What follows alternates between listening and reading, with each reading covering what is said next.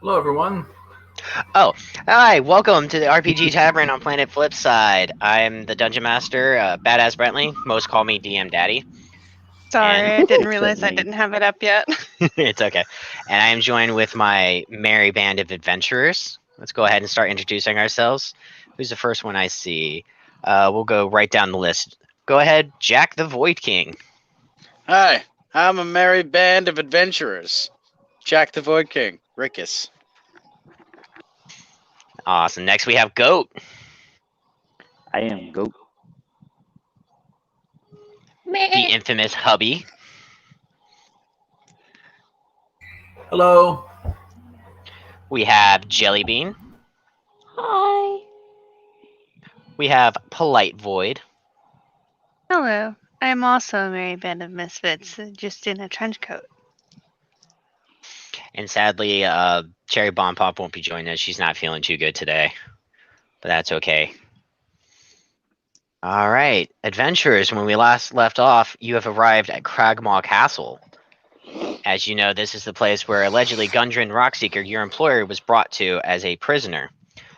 So making your way through the entirety of this castle, laying waste to everything that stood against you, you have arrived outside of this chamber. Where you have heard what sounded like two voices discussing, kind of locked in a heated conversation. As you guys made your way outside of the door, you heard what sounds. You've heard the two voices. One kind of feminine voice, and another a low gruntle male voice.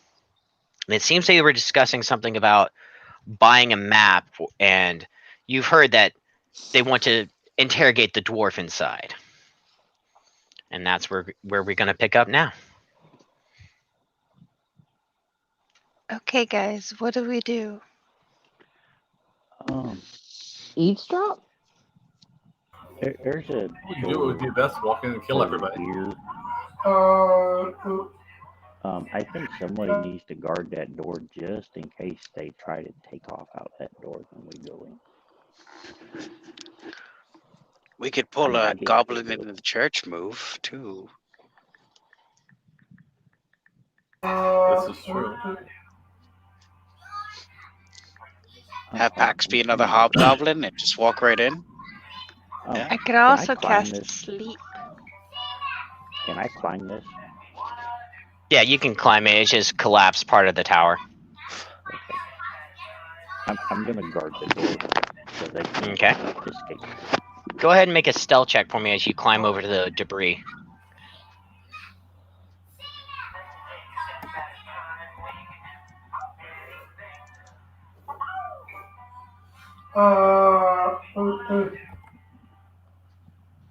Ew. All right, as you start to climb, you knock over parts of debris, and it starts cascading down the other pile. But you make your way up to the door. I want to wait here and let somebody else go in the other door. All right. So what's everybody else going to do?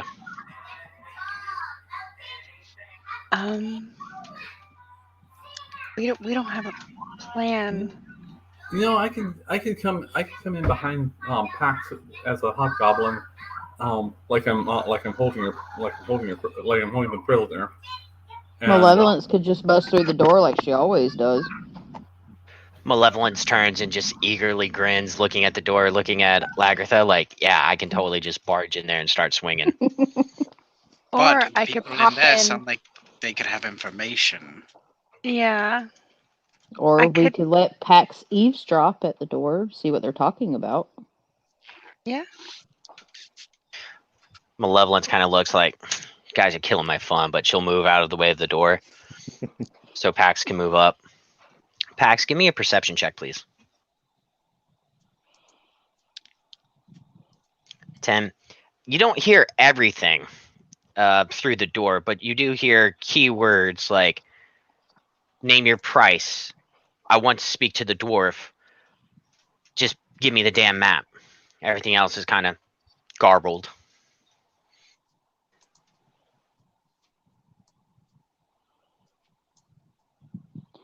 Yeah, they're still talking about the dwarf and the map and prices.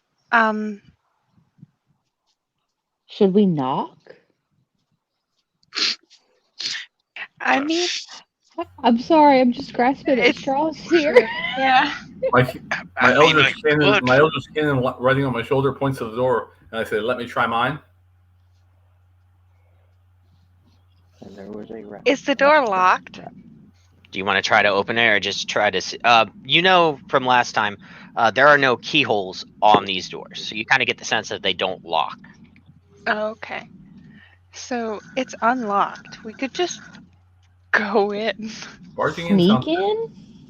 No, barge in, That's a little kill bit. everything. Because we don't know who all is I in could there. cast sleep. Well, don't kill. Well, don't do indiscriminate. Check your targets. But if there's a dwarf, don't shoot it. Mhm. Don't shoot But it. if you cast sleep, we're not going to be able to get any more information out of it. Well, they'll only be asleep for a minute. We can tie them up. Mm-hmm. Ah, good point. But Pax, is a as you're minute enough listening, time to do what we need to do? Pax, as you're listening, you hear things like 5,000, outrageous. Black Spider won't be pleased. Yeah, Get the I- It's the spider thing. it is. I'm going to stand up, like nod to everybody, like I'm gonna open this door and cast sleep on these people. And kind of like wait for an affirmative from everybody. Ratchet gives a thumbs up. Because we don't want to like rush in and then have to fight them and kill them, because then they're useless to us at this point, other than Mhm. getting a map from them. And we don't even know if they have it in their possession. They could just be arguing over it. Yeah. So Pax flings open the door and casts sleep at level 3. All right, so as you burst in the door, you see, as I accidentally get off that layer, you see what looks like a drow woman at the far end of the table, a bugbear, and as you kind of quickly survey the room, you see in the far corner, it looks like a massive wolf, and on the ground, a very bloody dwarf. So you come in and you cast sleep at the 3rd level. Go ahead and cast it.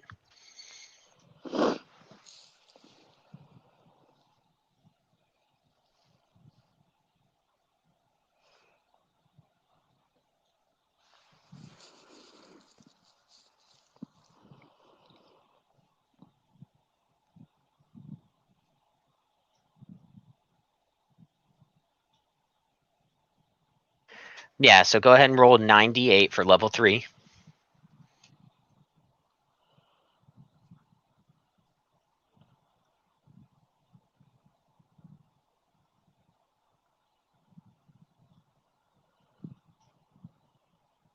And what's the range? 20 feet? 20 feet, yeah. So I was going to center it. Here, I'll just do this. Right about here. Oh.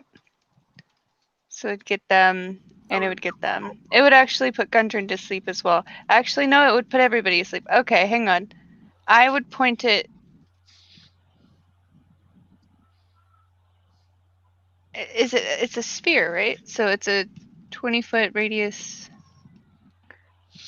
within 20 feet of a point that you choose. So if I point to, I can't do that corner.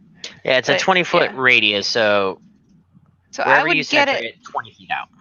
I would get it to where it wouldn't hit my people. All right. It doesn't matter because I can't be. Yeah, put to sleep anyway. is an I'm area of outside the effect door. spell, so anybody inside the area will be affected by it. So you rolled. What did you roll? 42. All right. I'm Nice outside number. the doors, so I'm good. And I'm immune. Oh well, it's not going to affect you guys in the hallway. It's going to fill up the room. As I do, as I run the numbers here, go ahead and describe what sleep looks like. Well, Pax goes in and she has her violin and like is playing a lullaby essentially, and like just like from what is it, Guardians, with the Zelda's little lullaby. Sandman? Yeah. Like just like gold glittery like sand, sort of like they're getting put to sleep by sand. Pax the Sandman. All right. So as Pax pulls out their violin and starts playing, music notes start filling the room and start popping into what looks like sand. Just particles of sand fill this room, and you see a wolf that was starting to get up, just start climbing back down, and just nestles his little head in the corner and just goes to sleep on what looks like he was gnawing on some bones. As you see, the bugbear kind of just looks, yawns a little bit, he stiffens up. Same thing with the drow. She lets out this, and you know drows to be like dark elves, so she lets out this adorable little elven yawn, and being an elf, she doesn't fall asleep. And so the bugbear looks at you. Is that all you got?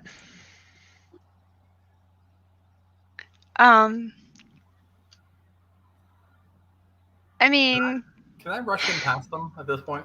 Yeah, you guys can rush in. We're not in initiative order yet. yeah. Because the spell put the wolf to sleep, but it didn't put anybody else to sleep. You didn't So- roll high enough So could to put these. So I heard him say, "Is that all you got?" Yeah. I run in and just say, "Well, we got this too." And boom.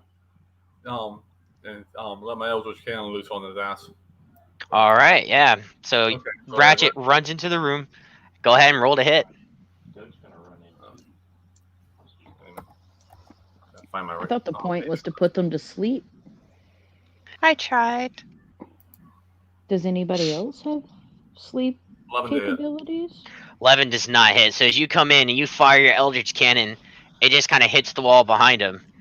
And he looks over his shoulder. That's what I'm talking about. And now initiative is popping off. Oh, great. Goat, you would hear the familiar sound of an Eldritch Cannon being fired off. So let's go ahead and roll initiative. I was gonna run in at the same time, but I forgot that I was muted. Okay. Well, you can run into the room now since Ratchet decided to We're just inside too. You can run it like if you were holding your action to move in, you can move in wherever. It's just you won't get your attack now that Ratchet came in and started blasting. Okay. And so begins the bad rolls. I'll Sorry, guys. Got a little gung ho there. Hey, I love it. I need one for Malevolence. I got her sheet, so we are good there. Rolling my new pink fuzzy dice for you, Malevolence. Sorry. Alright, so I got Ratchet, Pax, Goat, Rickus, Malevolence. I don't have Lagrantha. I typed it She in. got got You got a 17? Okay. Perfect. Add you in. We are good. Descending order. Top of the round. Ratchet, you came in blasting. Makes sense that you get to do something else. So What would you like to do? Pull out the arcane firearm and firebolt him. Alright, roll to hit.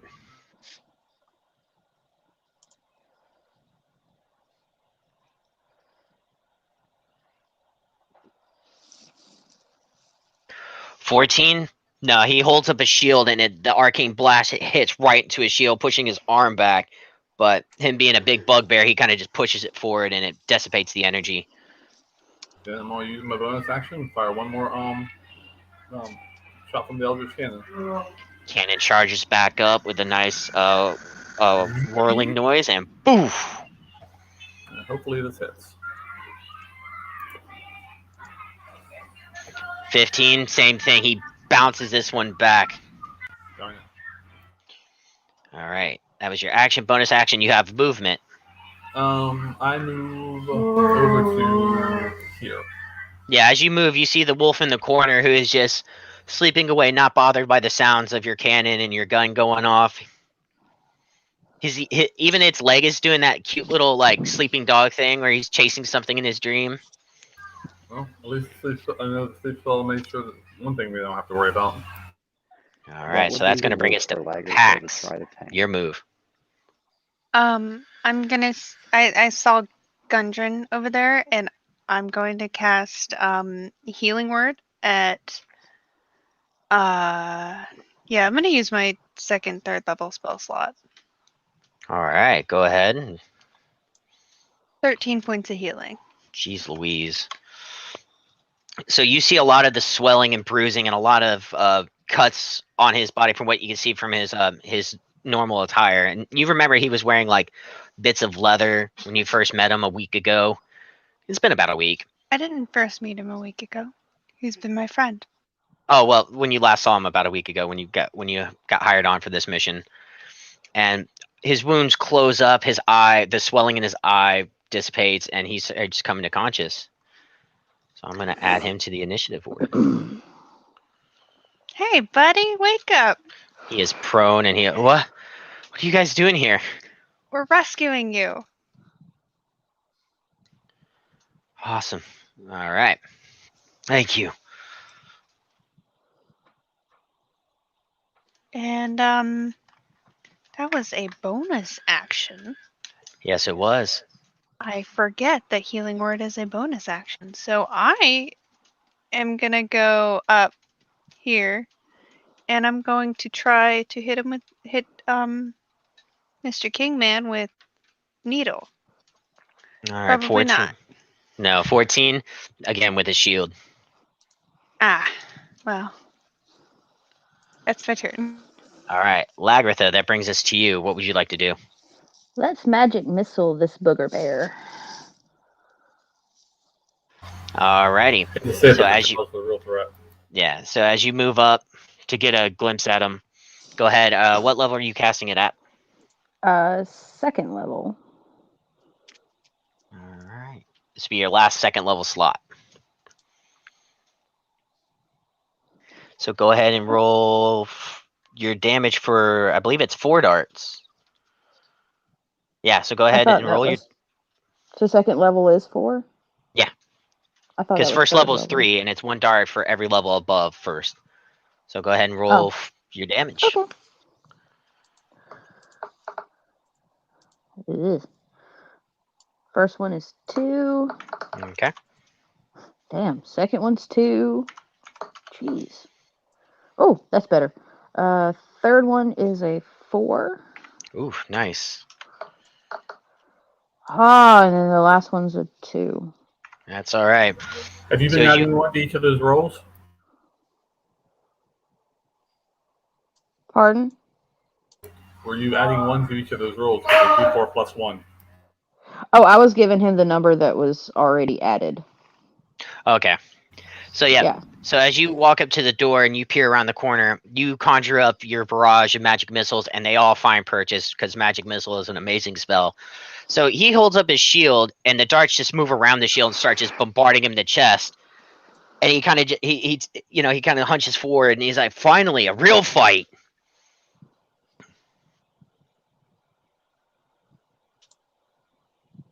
And it only took like 5 feet to move into the door if you want to move back. You got or move into the room if you want. I'm gonna get back over here if it will let me. There we go.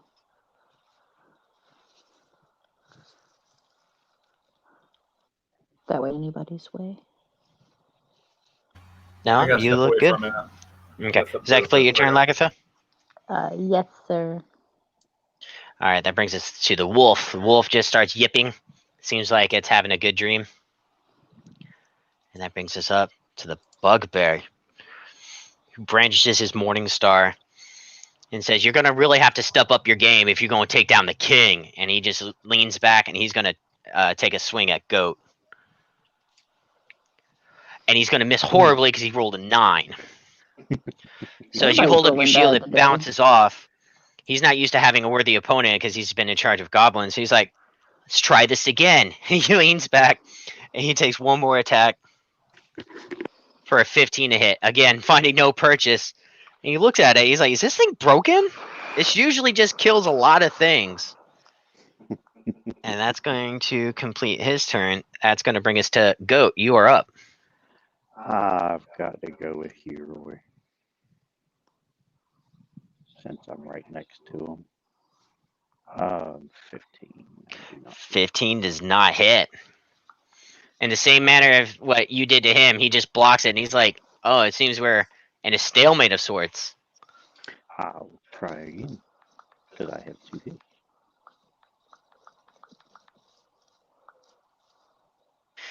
This time, as you try to cut into him, it scrapes off his shield and it lands right into his chest. Go ahead and roll damage.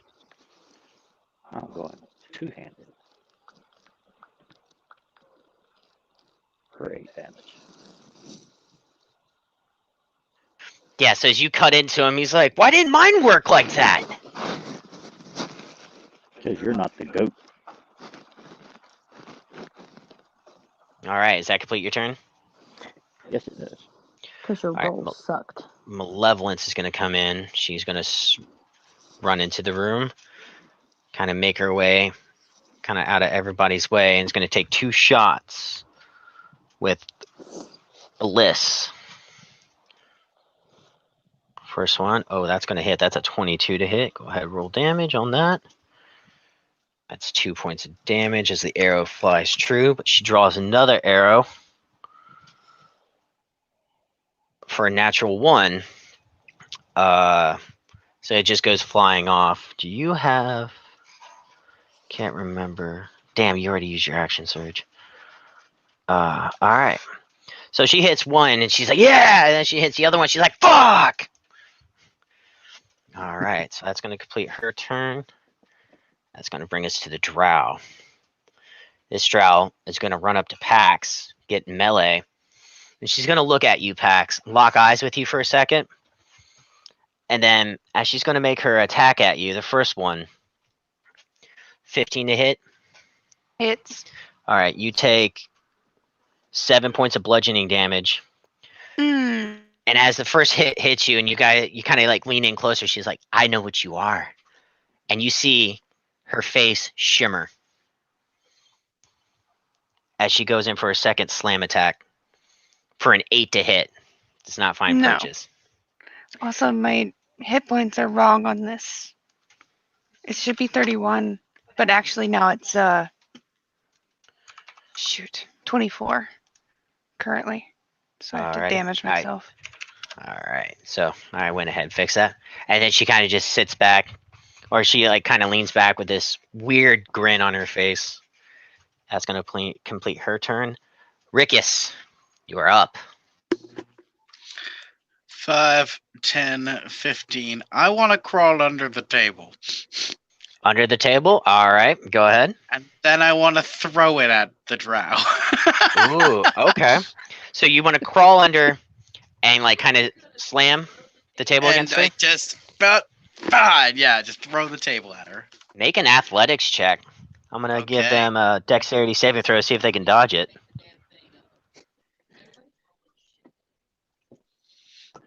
This just turned into 10. a barroom brawl. 10? She got a 9. So yeah, so you pick up this table and you slam it against her. I'll say for an improvised weapon, go ahead and roll 1d4 and add your Alright. strength modifier.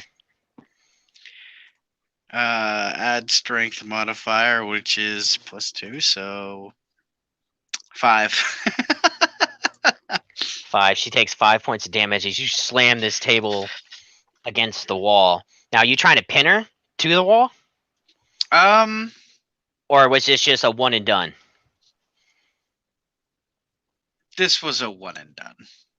All right, so as you slam the table against her, she eventually just shrugs it to the side. I just wanted to be standing in this space, and there was a table in my way. And I understand. As opposed to just standing on the table, you decided to eliminate the table altogether. I respect that. Table's not necessary for what I want to do. All right, we'll call that your that was my action. action, right? Okay. Yeah. As a bonus action, I'm gonna summon my spiritual weapon. Oh, do I still have that? I hope I do. It's Conchi. been so long. It has been, but I'm casting him in this space below me.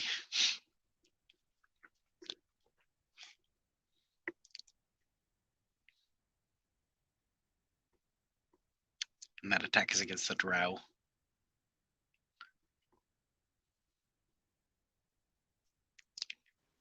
All right, I actually did have it.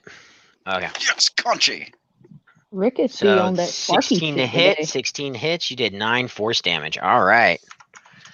Boom. As she's maneuvering the table out of the way, your conch, you summon your old friend, the conch, and it just swings and hits her like in the side of the head. Yes, praise the magic conch. All right, and that ends my turn. Probably spelled this wrong, but I'm doing it for the lulz now. All right, that ends your turn. That brings us to the top of the round. Ratchet, you are up.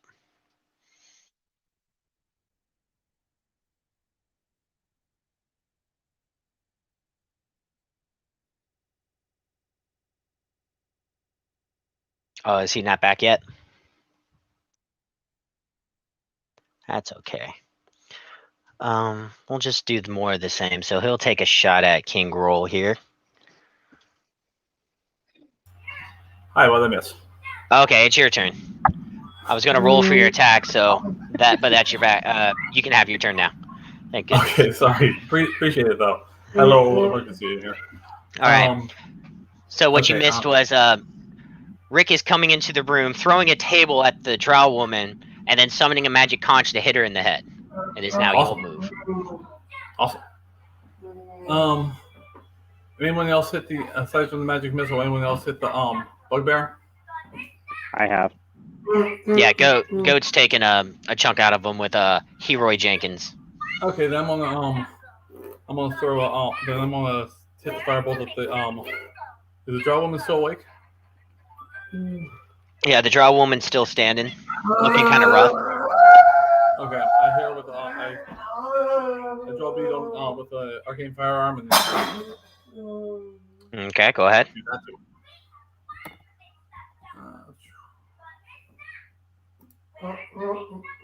21 hits. Roll that 2d10 plus 1d8. D8.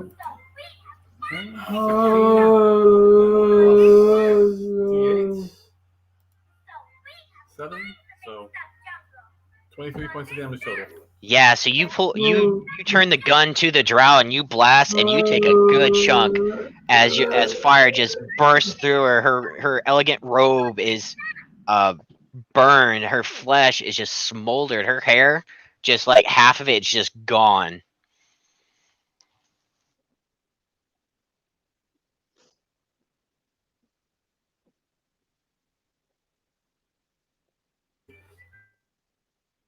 I've got background stuff going on here.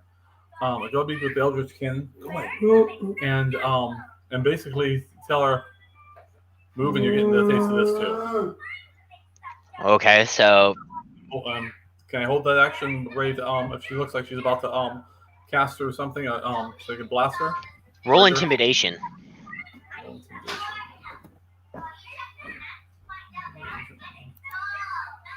16.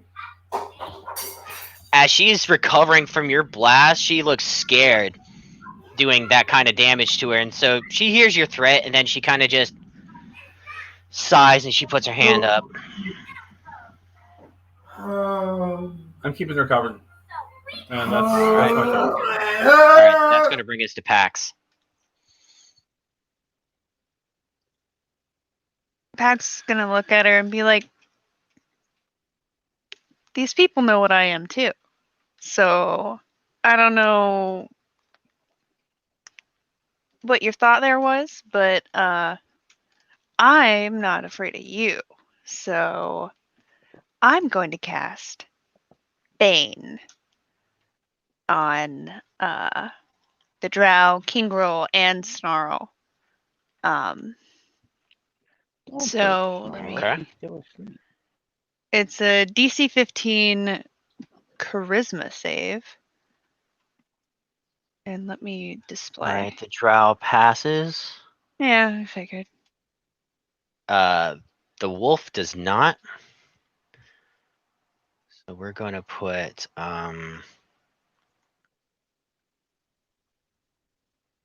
we'll put this symbol on for Bane, and of course the king himself fails, so he has Bane as Nice. well. So they have to subtract a D4 to their attack roll or saving throw before the spell ends, Nice. which is Yeah. 1 minute. Ooh. Very nice. All right. And I was gonna say something else. Don't remember. That's my turn. All right, that's going to bring us back to Lagrantha. You are up. As you're in the hallway, you hear all kinds of commotion going on in the room.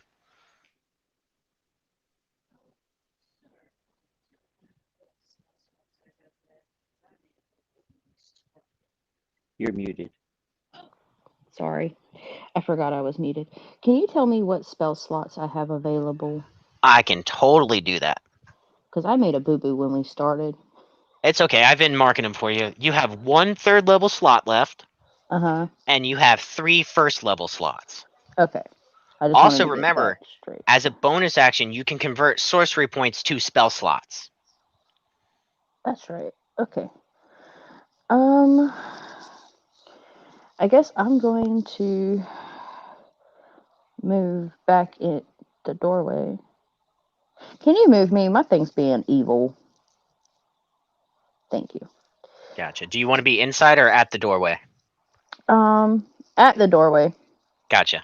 Yeah, Trying to door's play still open. You smart. can see everybody. Yeah, I'm just trying to stay away from getting hit. I reckon I'm going to use my last 3rd level slot. And we're going to do Magic Missile, since everybody's in the Okay, way you and I about gave can't me a do heart attack. Fireball.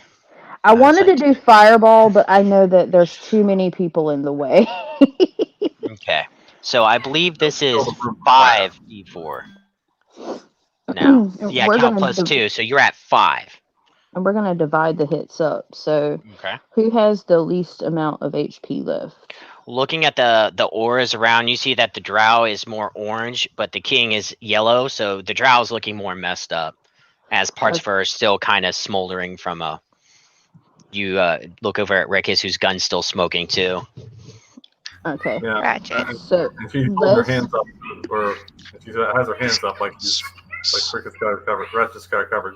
I'm saying it too. I'm doing it now too. Calling let's Ratchet divide these up into 3 and 2. Alrighty. And of course, like always, I'll give you a charisma save to see if you do kill one of the targets before the next missile hits. See if you Okay. can channel that energy to go to a living target. So who's the first missile going to? The king. The king. Go ahead and roll damage. Shit. That's a 2.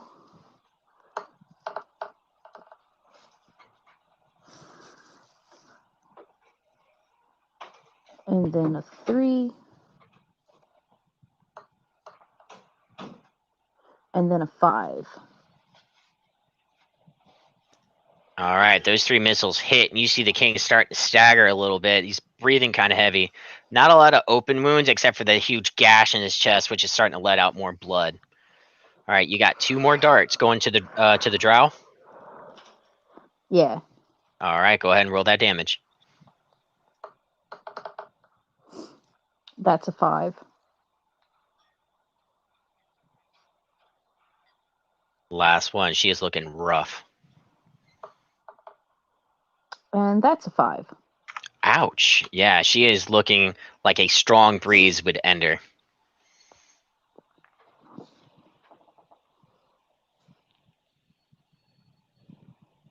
And that will complete my turn.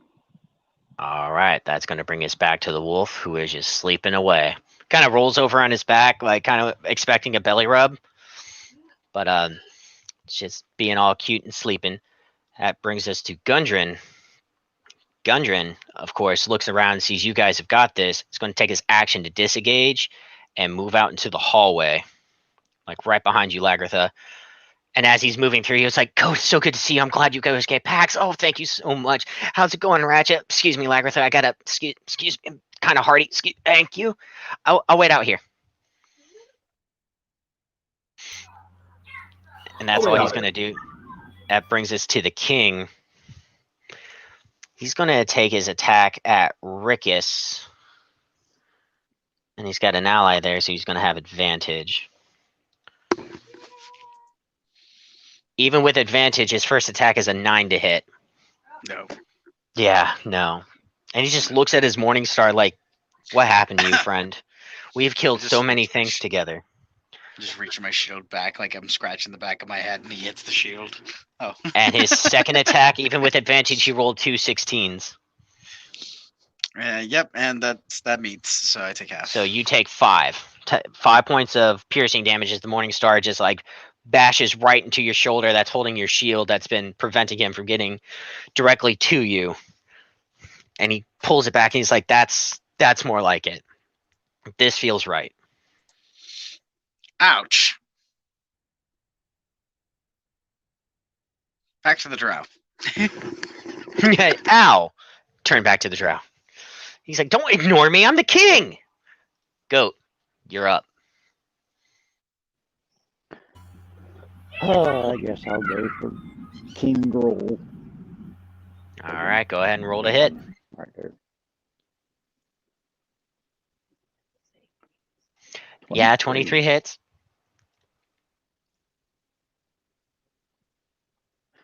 15 damage. Ouch. Yeah, describe the kill. Of course, as the last time, I hold up Huroyd, and when I bring him down, I scream, "Huroyd Jenkins!" and bury him in King Roll's forehead. Yep, as you do, and he's like, "But I'm the king." And he falls back. Not Pax, Rickus, add that 5 HP back because I forgot he was baned. So at most I could have lose his 1, which would not meet your armor class. So go ahead and heal that 5 because he would not have been able to hit you. I forgot about that. I know. I was looking at this symbol. I was like, "What is that?" I was like, "Bane." All right. Okay, so I was So that scratching just- my head for the first hit, and he hits the shield, and I'm still scratching, and he hits it again. I'm like, "Would you stop?" Yeah, and you scratch yourself a little too hard, and you think that's what hit you with the morning star, and you're like, "No, that was just me." All right. So that's going to. Is that end your turn? Oh, sorry, I prematurely. no. Because you still have one more attack and movement. I'm going to use my hand axe and throw them at Drow. All right, go ahead, roll to hit. Just 12. 12, miss. Okay. With But that being light, don't sit- I get to throw both of them? I was about to say, since you used a light weapon for your second attack, you can throw as a bonus action your second hand axe. Again, better. miss. And we still have the wolf to deal with. He's asleep though. I say we let For a Lagrantha get a hold of him. And he's cute. Yeah. All right, so that's going to bring us to Malevolence. I don't know if Cherry would approve. She doesn't. We already know. But I kind of want her to attack the wolf. I kind of want her to attack the witch. Yeah. Yeah, until it's a group consensus to kill the wolf, she's going to pull out Bliss, and she's going to take a shot at the Drow. And 19 hits. 4 damage. So, as the... Oh, 5 damage. So as the arrow sinks into the chest of this Drow, something weird happens as she's fallen to the ground.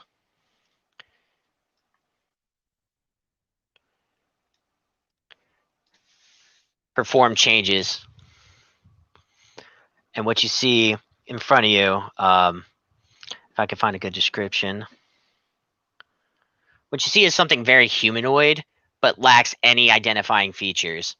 You can see it just has eyes and a spot for a mouth and like nostrils for a nose. And it's still wearing that elegant dress that the drow was wearing as it just sinks to the floor. So kind of like a human mimic. Kinda. One of Pax's people? Since we're still in initiative, we'll hold off on trying to figure out what this is. Because now I can actually have Malevolence attack the puppy. Alright, sorry, but you're gonna rage this puppy. And you have advantage because it's asleep. Oh, I'm such a monster. I'm so sorry, Cherry, but I hope you approve. 25, and since it's asleep, it's a critical You're hit. a monster. I know, I'm horrible. Cherry, I'm sorry, but with 21 damage, you kill the puppy. But you do it in the most humane way possible. Yeah, it doesn't feel anything. Doesn't feel anything as the great axe. You forget Severs gets Cherry would tethered be to life. thrilled about that. I know, but I'm the one that's I'm not upset. thrilled. And I'm you're sure she's apologizing to her. I'm sure she's like, yeah, fuck that wolf. But I feel kind of bad because it was cute. But Malevolence don't play that cute shit here. It just ends the puppy. So with Malevolence taking care of the last threat, we are out of initiative order. Mal's on that other personality shit. You better watch Can what I- you say, because she'll ground you. Can I tie up the drow and heal her? Is she dead or? Oh, she dead. Damn it. Leave it to Malevolence. Actually, Looking- within a minute. Well, see, because it's It kind of was gray my area. turn next. Yeah, with NPCs, they don't usually do death saving throws, but you know what? You've got 60 seconds to do something, and your turn's next, so what do you want to do? Okay. Do I have time to tie her up and heal her? You could probably do one of those things before the other to make sure that this creature doesn't die. Wait, didn't we get one of those? That thing. Were you muted? I think you were muted. I heard it, Potion of but Resurrection, yeah. you got a scroll of Revivify. That thing. Wow. Do we want to waste it? Or I could just cast Healing Word right now on her. Yeah, do that. I'm keeping her. If she does that, I'll be so heaped the cannon drawing a bead on her so that when she wakes up, it's like saying, "I'm still got you covered. Don't try it." Yeah, I'm just gonna cast Healing Word and give her. Oh, actually, you don't have to, 60. because I was rolling death saving throws for while you guys were talking. She rolled a nat 20. Nice. That bitch.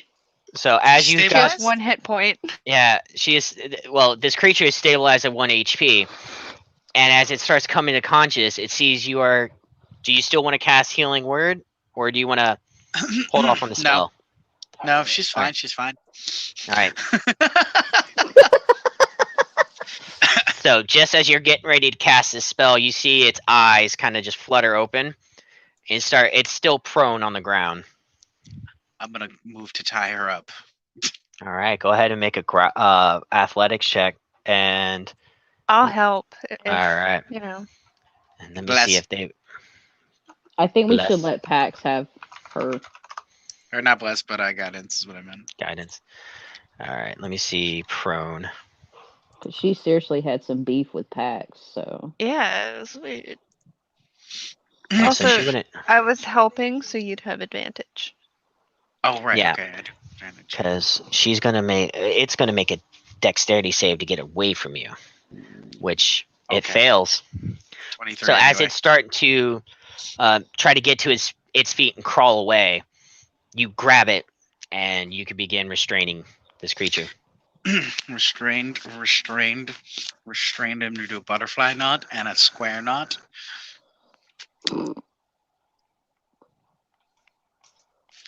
She's secure. Okay, Piglet, can you tie a knot? I cannot. Not. I'm sorry I had to. It's okay. So Pax looks down at.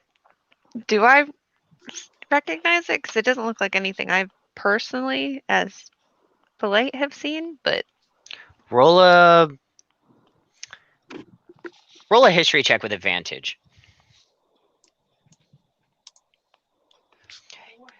You've heard of these things being what you are. This is kind of like what people assume you to be. This is called a doppelganger. And with that, you know they'd have the ability to read thoughts and as well as, like you, assume the form of whatever they have seen. You know, they're very ambushy style, infiltrating type creatures. And you know they love stealing secrets and much like pretty much all the negative stereotypes about changelings are what doppelgangers are. Oh, so I'll relay all of that and just kind of look down at it and be like, so what did you want with the map? It just looks at you. I mean, we could put you back down. Yeah, we could Wouldn't easily take just kill you anything. again.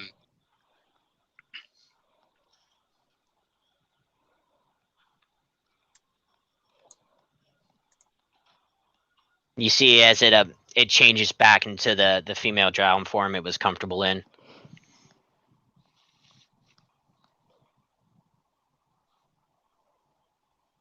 Well, my lady? Wanted the map to destroy it. Why? So nobody can find the cave, duh. Why not? We can find the cave and we don't even need the map. Yeah, we already know where the cave is. We have a guide. You know where the cave... Oh, you have a guide, do you? We know a thing or two because we've seen a thing or two. Again, we can put you back down. Listen, You don't at least have to we stay talked here. to Ratchet. We did. It's all very interesting and very boring. You see as she's trying to fight against the ropes. And she snaps them. She got a 19 on her strength save. She snaps through the rope and starts kind of flexing. And she's going to take a swing at Pax. Boom. Okay. All right, Yeah, so that's as it, she's boom. going, Ratchet, you've been holding this action. Go ahead and blast as she cocks back her fist. And she's going to try to Superman punch Pax. 17 hits, roll damage. Okay. 2d8. Well, doesn't she only have 1 hit point? Oh, yeah. Sorry. Sebastian, stop grabbing my arm. Yeah, at this point, we're just gonna blow her head clean off. Boom. She goes unconscious as she flies 5 feet into the corner. Aw. Simple bitch. Yep. Oh. I told her. Well, Hey, that table thing, that was cool. that was really cool. Gundren. Hello, everyone. And he looks over at the king and looks over at the drow, who's now going back into their true form. It's like, hideous. Thank you guys so much. Perchance, have you found my map? Don't want to be a stickler, but as you guys enter this room, I didn't get a chance to narrate it because we went straight into combat. As you guys look around the room, this chamber has been set up as a crude living space with thick furs thrown on the floor to serve as like carpets, and you see old trophies hanging on the walls. See a large bed to the north and a brazier of coals burning brightly. What used to be a nice round table with several chairs stands to the south, but now it's underneath where the drow is. Yeah. Teabag. Now say it right. Teabag. Hey. Thank you. We haven't had really a chance to to look for the map yet, but could we, I guess, do an investigation check to find it? Yes, you I can. wanna- Everybody roll investigation who wants to look for the map. I will. I'll do it. Hey, 23. At 20. Nice. Where is Oh, oh. investigation? It's in your skills because I got to roll in for Malevolence too. It is right under Intimidation. Ah, I see it. Oh, Malevolence is over there just poking at the wolf. We could skin this fucker. That's what she's thinking. She's That- like, I could use this fur. It is winter is coming eventually. wrong game. All This is right. not the So as you Game of guys start Thrones. tossing the room, Ratchet, you start with the bed, and hidden under the mattress is a stitched leather sack. You shake it. You hear some rattling. You hear some glass clattering. What do you do? Open it up. It's Found the glass tea bag. stack. All right. Inside, you find a buttload of coins.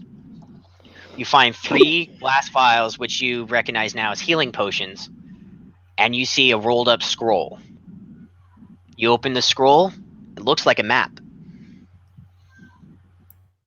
Hey, Gundren, is this your map? Gunnar looks over inside. Yes. Oh, I'm so glad they didn't destroy it. I worked really hard on this. Oh boy. Oh, this is good news. This is good news. Well, the Well, keep if that's is the map, cleared out. if that's the map to the cave, then we don't necessarily need to go back to get the guide. I'm sorry, guide? Somebody else knows where the cave is? Yeah, there was a druid in Coneyberry. Oh, you mean Thunder Tree. Oh, that druid. Gotcha. Readoff. Yeah. No, we Weird guy. can't go back there. The dragon might be back. He's gonna take a while. I'm sorry, dragon? Yeah, we sent him up north to the mountains up there to see about a keep that is not there. It might be, but it probably isn't. We sent him on a What is mission it? Some impossible. stupid green dragon or something? Like, who would fall Yeah, for that? it was a green. green. Oh. They're went kind to of go see a man vindictive, about but Could wow.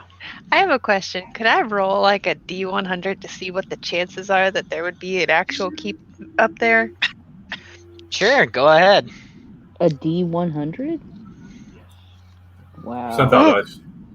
No, 35%. You don't know. There might be.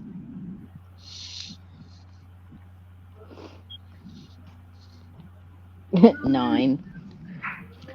9. You don't know. So as you guys are talking about the possibility of a fortress or a stronghold being up in the mountain, Gundren grabs onto his map, kind of holds on very tightly. He's like, I really appreciate what you guys have done for me. Can we get the fuck out of here? Absolutely. All right, awesome. I can offer you guys about 25 gold each if you take me back to Phandalin, and I live. So that'd be kind of great. And Yeah. I can fill you in Can along the way. The booger bear and the drop. Yeah, you as you go over to the doppelganger, they have nothing on them. I don't know. Is the cloak they were wearing like a separate cloak, or is it like a whole body piece? It's a very elegant like white dress, Oh, okay. I thought they were wearing like a cloak. which is now kind of really burnt. And Goat, as you investigate the king, he doesn't have anything on him, but Ratchet kind of holds up the sack that he found under the bed.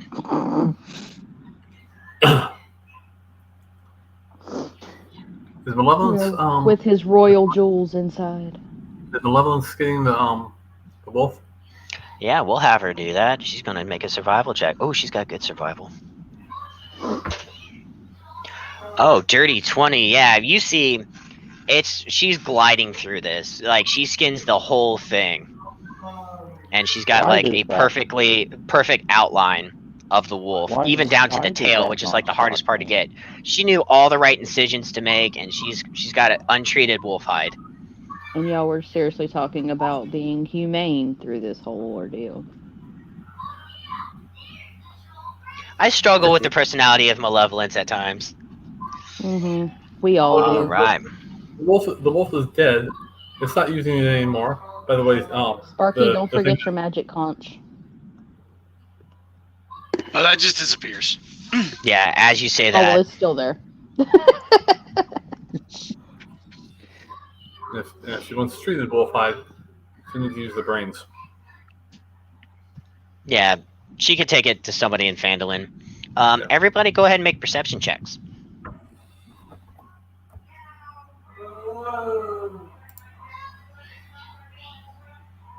My perception.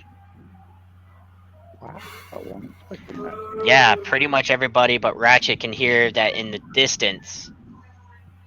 Yeah, even Lagrantha. Everybody but Ratchet can hear in the very far distance the sound of a war horn growing closer and closer to the castle.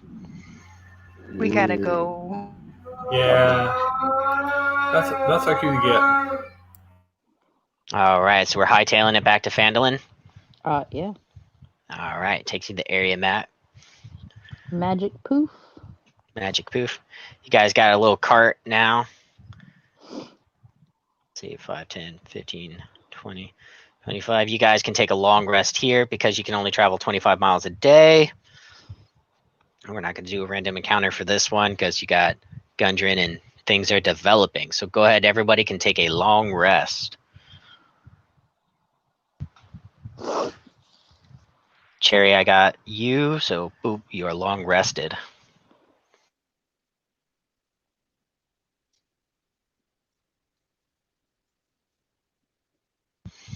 All right.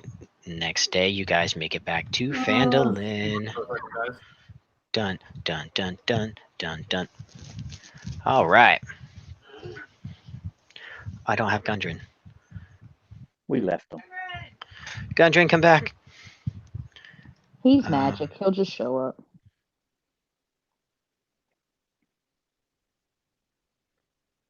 Yeah, not a problem. So Gundren, you guys arrive at Phandalin, and immediately he takes you to the Stonehill Inn, where he's going to explain some stuff about what he's learned as I go to the other map and get a Gundren token. Bum. Boop. There he is. Gundren! Alright. So he sits down, Toblin's there, get you guys your usual rounds. Kind of like downs his tankard. Alright. So I've been in that Forsaken Castle for about a week, and they just kept beating the stuffing out of me. They were trying to find out if I told anybody else about the cave. And I haven't. This was just something I was keeping really close to the vest on. But I know somebody called the Black Spider is the one who wanted me captured and tortured. Fucking And spiders. as you guys sit around, he pulls out his coin purse, which he, for some reason, that they didn't take. It seems like they just wanted the map. And he dishes out everyone 25 gold pieces.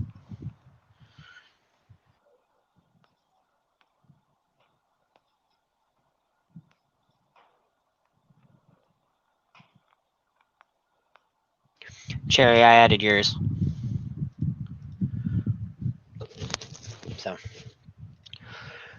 So my guess is the Black Spider's held up in Wave Echo Cave. That's why he wanted the map so bad, so he could destroy it.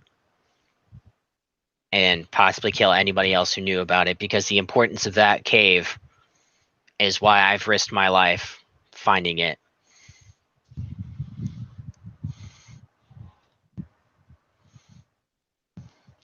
And he like rolls out the map and take you guys back there so he can show you where it is. So if my calculations are correct, and I mapped it out, Wave Echo Cave, the source of all of this trouble is, boom, right here next to Phandalin. It's about 15 or so miles in the deep vales of the Sword Mountains. Just a quick walk. Just a quick jaunt, yeah. I'm sure you guys aren't familiar with why this cave is so important. Over But- the river and through the But woods. about 500 years ago, there was this thing called the Fandelver Pack that dwarves, gnomes, and humans all worked together to preserve this cave. And then the orc invasion devastated it. And since then, countless prospectors and adventurers have searched for the mine, but so far only I've succeeded. Me and my brothers. But I'm guessing the Black Spider was following us, or I've heard has been following the treasure hunt rumors. And he's the reason why all this bad stuff is happening. The goblins, the bugbears. He wants this cave because he knows of the magical properties that lie inside. Now, this mine was used centuries ago to make magical items of all kinds, weapons, armors, enchantments. So you can see the value of this cave. Yeah, Ratchet suits definitely perk up. Oh yeah, Ratchet, you are just in this. I didn't get to explore much. We only got inside before he showed up. But my brothers stay behind. There are all kinds of magnificent devices down there. I've just going off the rumors. I really need you guys to go there and take care of the spider. I know it's a lot to ask because I don't know what level of threat is down there. He could have an entire army for all I know. But if you guys are successful, I will give you 10% of what the mine makes. Cool. Yeah, 10% is yours to own. So as long as the mine keeps making money, you guys will always receive a collective 10%. Is that 10% piece? No, that's 10% for the whole company. Yeah, for the entire group, you guys would get a collective 10%. Sucks. That So sucks. that's Do you know how much magic items go for? That's Yeah, not it's bad. gonna be a lot. 11%. 10%. 11%. Make a persuasion check. Can I give it help? Like, Guidance. bat my eyes at him? Yeah, Pax, go ahead. You can try to help. You get advantage. I get advantage. Persuasion. Even though my persuasion is a +10. My persuasion is a -1. Oh no. I love Maybe this I game. should have rolled. That's a 12. That's a 0. I got 20. Guidance. Yeah, but this is Rickus asking. Oh, It's not a group check. dang. I was trying to help. 16. 16. He picks up his tankard, takes a long drink from it, puts it down. 10% is going to be fine. Trust me, you're going to make a lot of coin. I don't know, maybe one day you guys will buy a mansion or something. Had to I'm try, gonna- you know. I'm gonna roll persuasion. Yeah, All we're right, gonna roll in the that's good. What do you... Oh, you're still I just persuading? wanted to roll. Oh, you I just wanted to roll? Okay. Kind of flex. Pax, stop staring at me like that, please. Appreciate it, but 10% is going to be a lot, and we still have a lot of costs to get the mine up and running. That's only if you succeed. Not going to be that Debbie Downer, but yeah. So I've never tried haggling before. It sounded exciting, so I wanted to. It You wasn't a did bad great. attempt. I was already kind of set at 10%. I wasn't really willing to budge, and you know, you and I have history. I have history with all of you, but magic items are kind of more my business, and 10% of a cave or a mine or a smithy that makes these things on the normal, you guys are going to be taken care of. Gundren promises.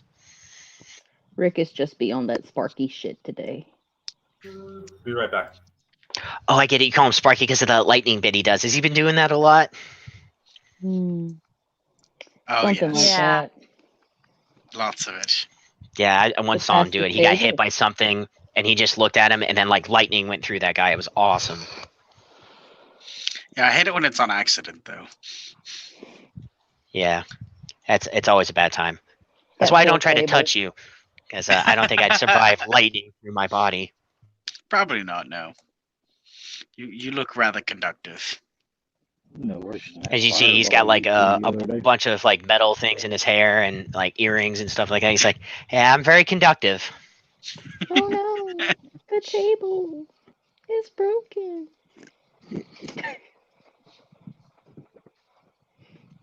Don't do that when I'm drinking So we're coffee. going to the Wave Echo Cave. Is that what we're doing? Yeah. Are we doing it now? Or are we gonna hang out in town for a minute and then?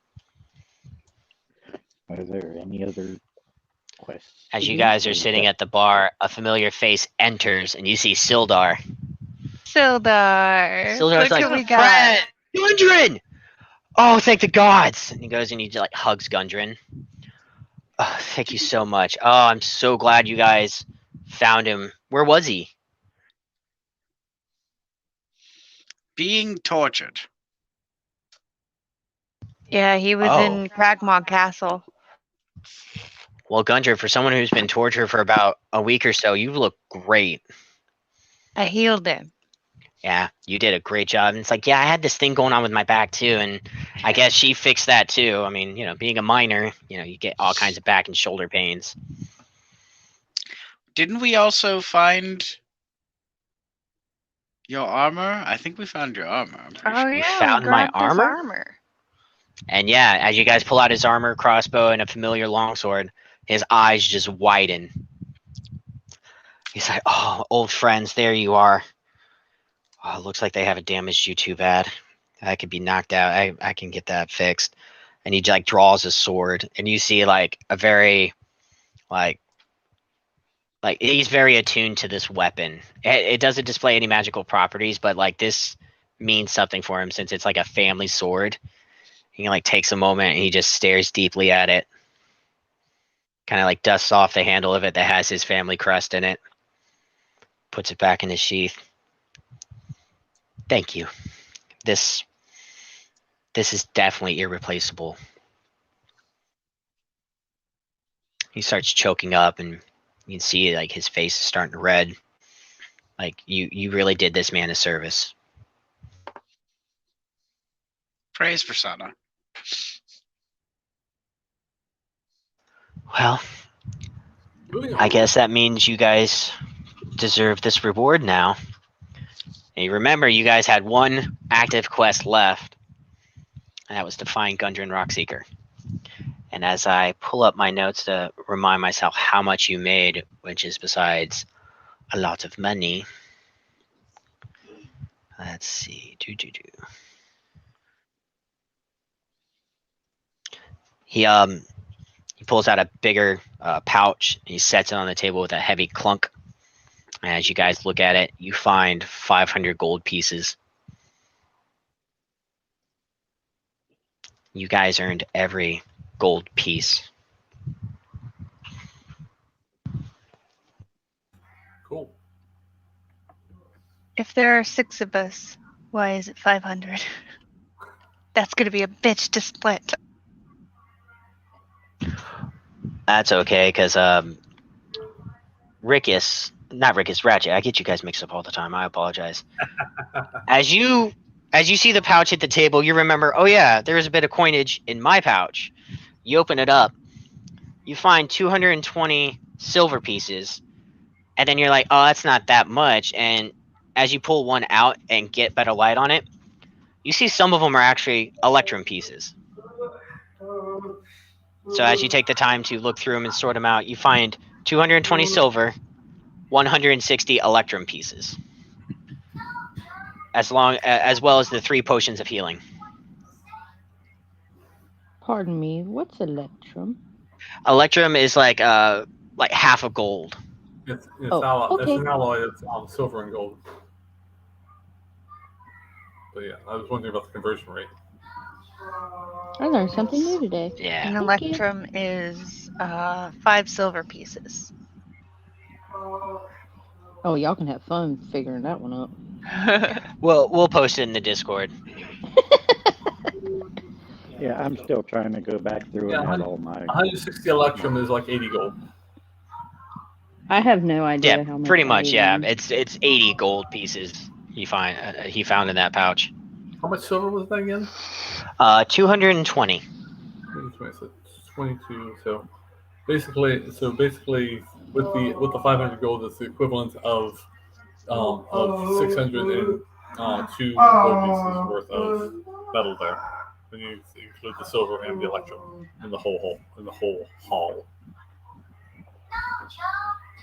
Yeah, we'll post this on the Discord, and at the end we can divide everything up so you guys know what kind of fortune you guys will have at the end.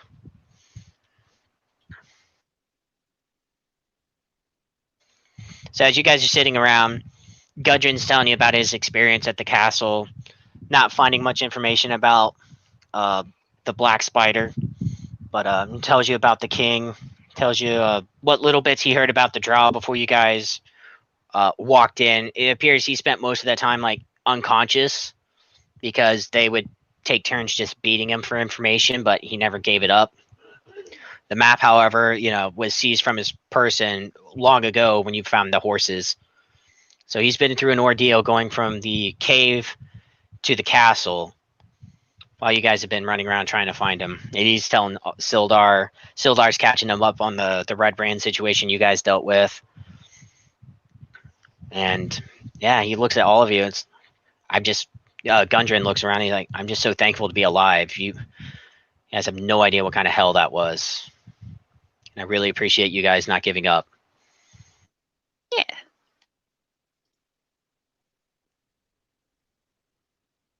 And over time, Sildar starts putting on his familiar armor and just like taking a sigh of like, now it feels like a missing piece of himself has been put back. He starts feeling like the fighter that he was.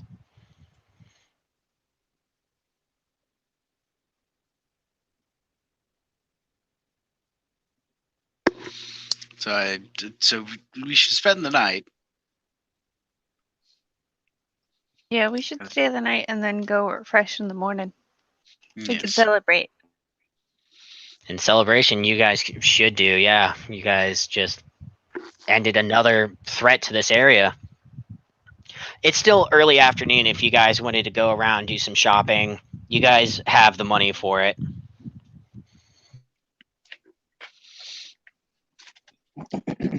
Jelly Bean will be back in a moment. I don't know what all I would buy. It's just options. I guess so. Does anybody need to purchase anything before we continue? Yeah, I'm gonna go to the Lion Shield Coster. I'm tagging along. I will join you. And All right. hello. Excuse me. Yes. Oh, welcome back. Hey. Oh, you Yeah, brought do you have- friends. Do you have any boomerangs? Any what? Boomerangs. All right, let me check. I found boomerangs in D&D 5e, by the way. Let's see if they're on the equipment page.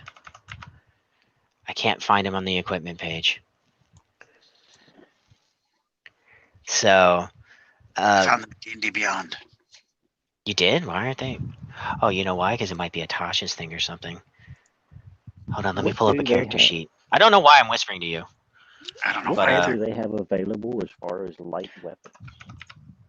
As far as light weapons, well, the Lion Shield Coster, she has access to all the weapons in the player's handbook. Holy shit, there is boomerang. And of So in course, other it doesn't words, have I a need to- cost. So in other words, No, I need to you pull up just the have the handbook. cost. It's made of wood. Okay. She's like, yeah, I've got a couple of them, about 5 silver each. I've got about 3. I'll take them. All right, 15 silver pieces. And Goat, you said you were looking for light weapons. Light, Do you yeah. simple or martial?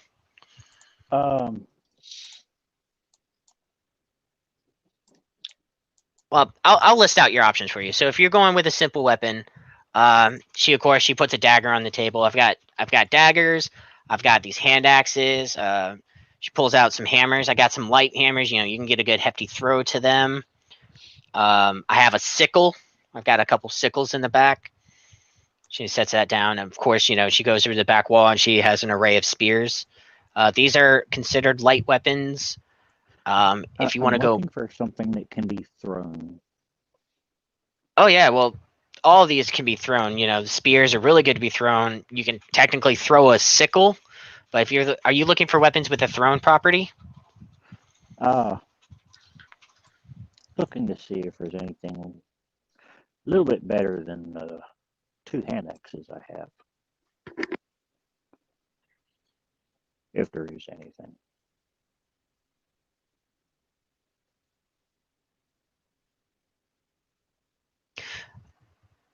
Not really.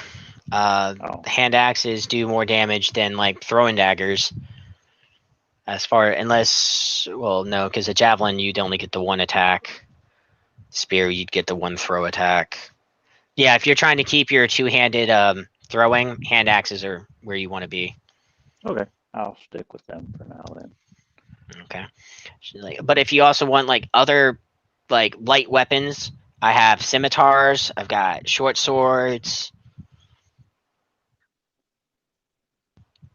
None of these tickle your fancy? Not at the moment. Also, in the Discord and RPG Tavern, I posted a D&D shop catalog. I remember. Yeah. All right. Well, and then she starts putting everything back, and she looks over at Ratchet. Did you need something, sir? No, I'm just browsing right now, but thank you. All right. If you see anything you like, just let me know. Will do.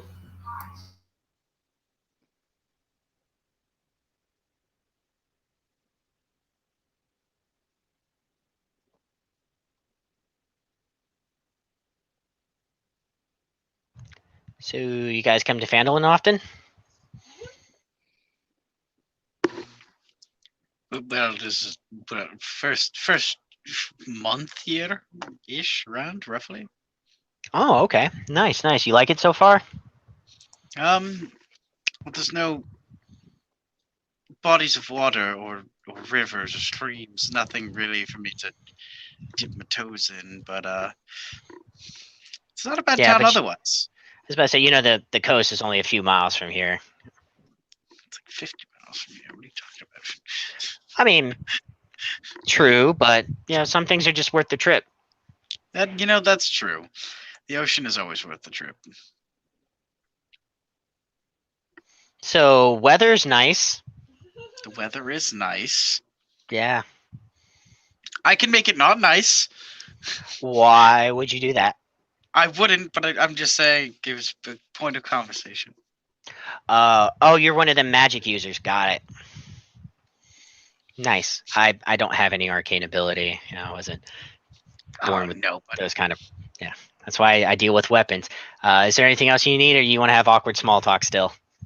I was rather enjoying the awkward small talk. I don't socialize well. Phandalin's kind of small. That's why I like it out here. It is Looks small. over at Goat. Back to you. I want to go to Barthen's Provisions and buy Alright. a map case. Ooh.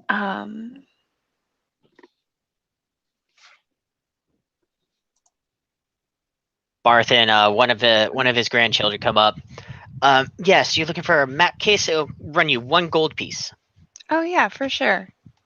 Thank you, and they hand you a nice, sturdy scroll case that you can use for the map, and it's got like a lasso, not lasso, but you could wear it crossbody if you want. It's got this strap.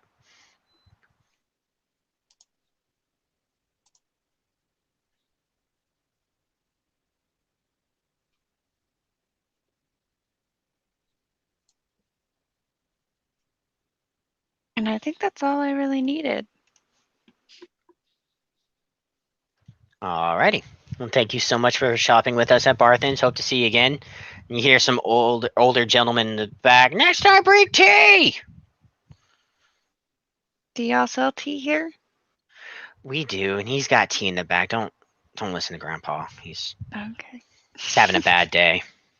Uh, You meet Vincent? No, just go. Thank you. Come again when he's sleeping. Out the door. Grandpa, what did I tell? And door closes.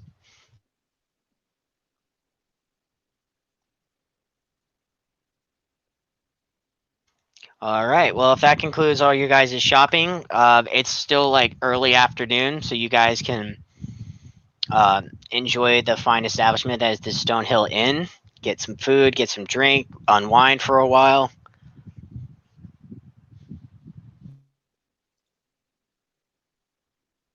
So that doppelganger was one ugly bitch. I agree. I wonder who she replaced. It looked like my ex-wife. I wouldn't even put that on the doppelganger.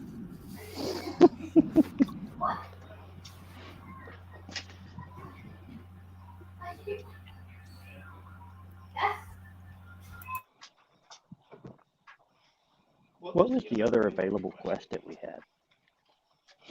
Oh, yeah, I thought we had another one. I will double check, but I believe that was it. Oh, you said we still had another available quest. Well, now it would be to clear out Wave Echo. Okay, I thought there was one more besides that. Because you did Coneyberry, you went to the Old Owl Well, took care of Thunder Tree, took care of Wyvern Tor, and you found Gundren. Yeah, that's everything. Oh, okay. Yeah, you guys have been doing work. Remember, what was it, 2 sessions ago? You guys knocked out like 3 quests? Yeah.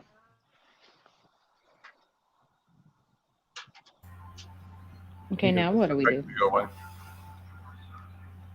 Well, now if there's nothing else you guys want to talk about or do, we can have everyone take another long rest as morning comes to, as you guys begin making preparations to go to Wave Echo Cave. Sounds good to me.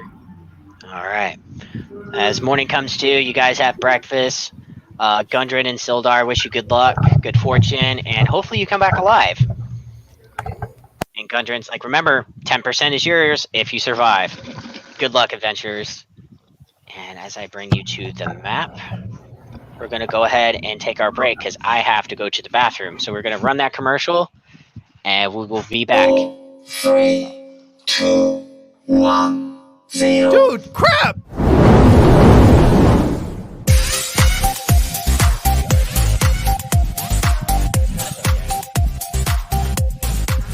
You were trying it. Wait for effort. They're just like... With a bunch of eyes on my face. I would do like probably your eyes and then 2 more sets. Oh no, there's gonna be 3 on each side.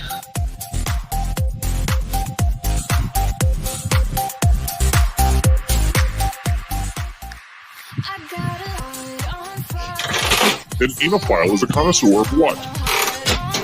Can I phone a friend? Nah, right?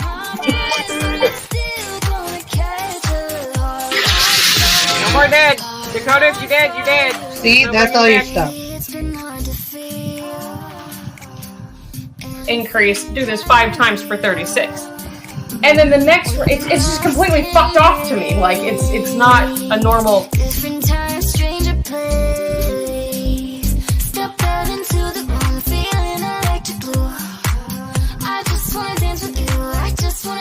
Good evening, Planet Flipside. How are you this evening? Yeah, but do you know the area code for Dawson's Creek, or the zip code for Dawson's Creek? 901 away. So, Richard, tell me, Yes. why are you here, Richard? I don't know. What Someone I asked do? me. Oh, I do. Hubby and I have been reading his comic for, I don't know how long. Hold on, A long time. wait a minute, Richard, you're a Years. comic? You're a comic? And it's linked in the description below. This was not rehearsed. No idea.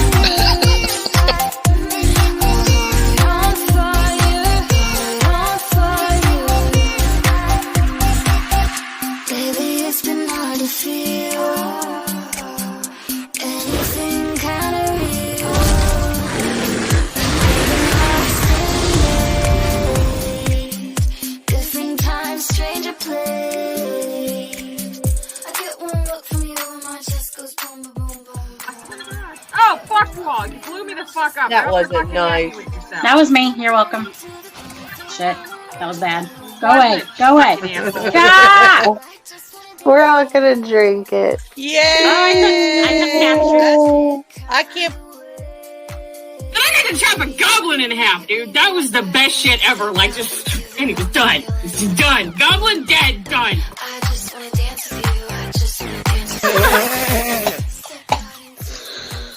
Go ahead, say it again. Dobby's tiny asshole.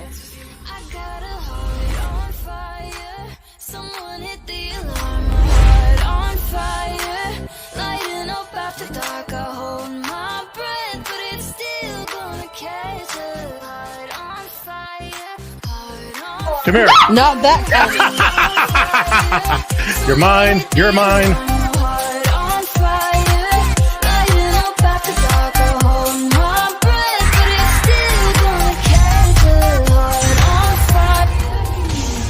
Hey y'all, don't forget to support the channel and get some really great gear. Planet Flipside Market is the place for merchandise. Support the channel and get great gear. The choices are amazing. Get something nice. You deserve it. Be good to yourself and to the channel. Just do it. Pasen por Planet Flipside Market para mercancía increíble.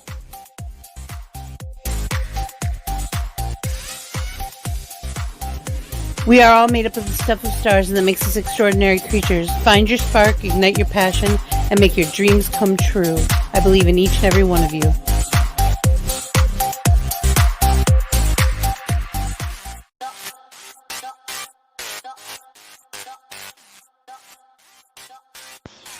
People make time for what is important to them. That's why we're here.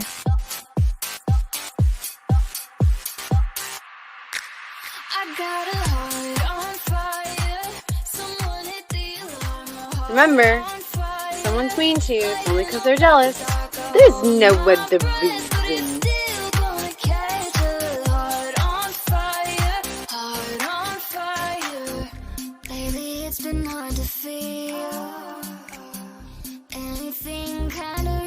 No matter what life brings you, you're one tough cookie.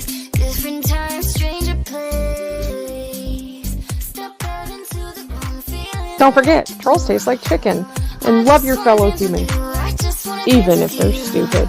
Kylie, bye!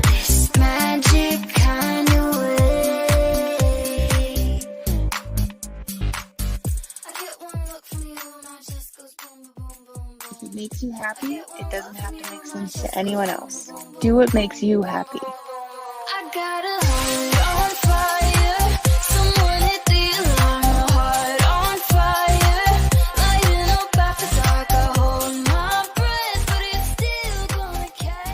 Remember, confidence is power.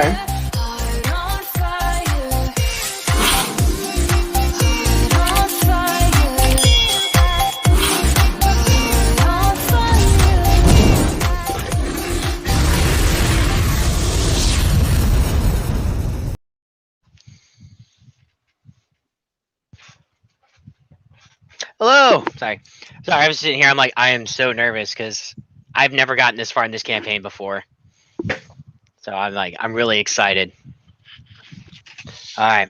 So is everybody rested? Yes. Everyone took a long rest. You got your spells picked and everything. All right. Some of your spellcasters, like Rick, he can pick spells for the day. It's not just a one in like wizards. No, even wizards can do that. Sorcerers. Yeah. So if everyone's ready, we can continue.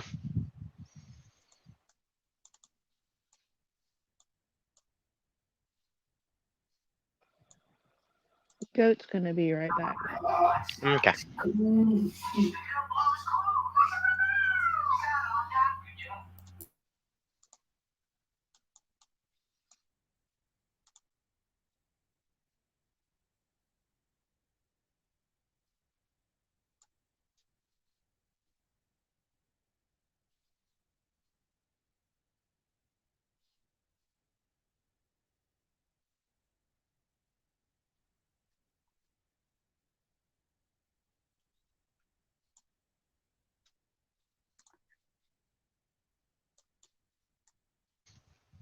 Yeah, I never got this far when I played in this campaign like a while ago.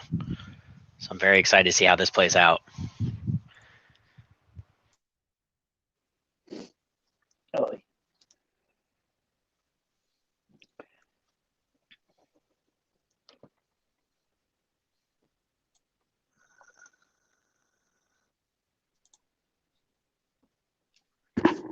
Alright, I'm ready.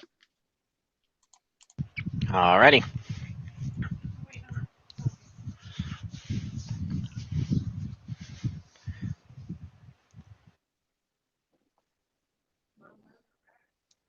Sit.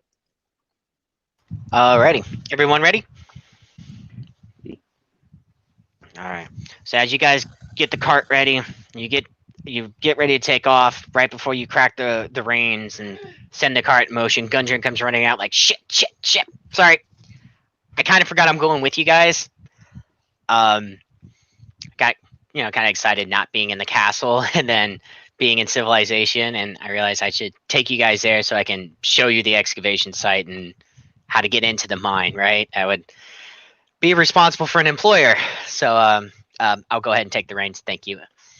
And he starts taking you guys to Wave Echo Cave. And so as you guys get there, you see what you would imagine a cave would look like, a big hole in the wall of a mountain. As he gets there, he's like, friends, I know you've been through a lot, and I'm asking you to go deeper into what essentially is considered the mortal version of the Nine Hells. But you guys have been through so much, and you've bonded together as a group of friends. Though it be coin, though it be for the deeds of the goodness of your own heart and the religious pursuits of your deities, you have done this town a great service. And I know as long as you guys stick together, you will come out on top. And he takes 10 minutes to give you an inspiring speech using a feat I gave him called Inspiring Leader. Everybody who listens to the speech gets 5 temporary hit points. yeah. Because Inspiring Leader is a really cool feat, and I suggest it for anybody who likes being a charisma user.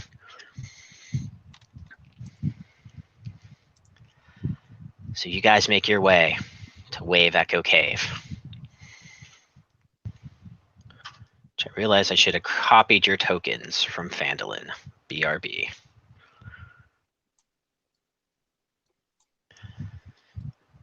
It's also kind of why I put you guys together. So I can go ahead and hit a little copy and paste. And got it. And I'm assuming each big square is 20 feet. There we go.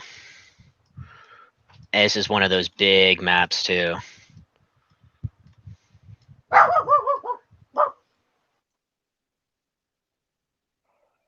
You tell them. I think the Amazon just showed up. Yeah. That's not Amazon. Santa came early.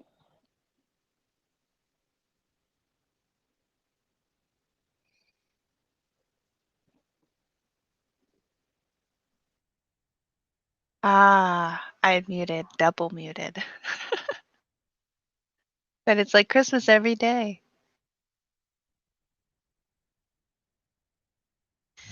All right. So as you guys make your way inside this cave, you see that the eastern tunnel leads to a large cavern supported by a natural pillar of rock and containing 3 stalagmites. In the western part of the cave, behind the column of rock, are 3 bedrolls and a heap of ordinary supplies, things like sacks of flour, bags of salt, casks of salted meat, lanterns, etc., etc. And as you guys make your way up deeper, you see a body.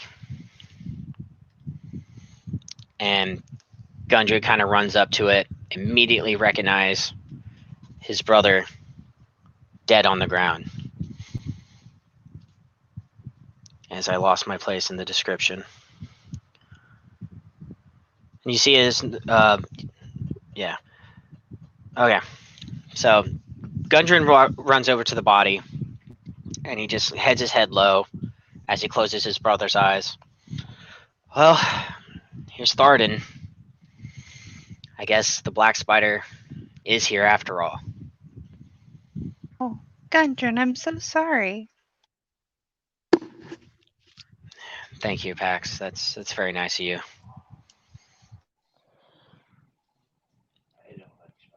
But after today, he'll probably be known as the very dead spider. I hope so. Side He looks note. over at y'all. Really hope so. Sidebar.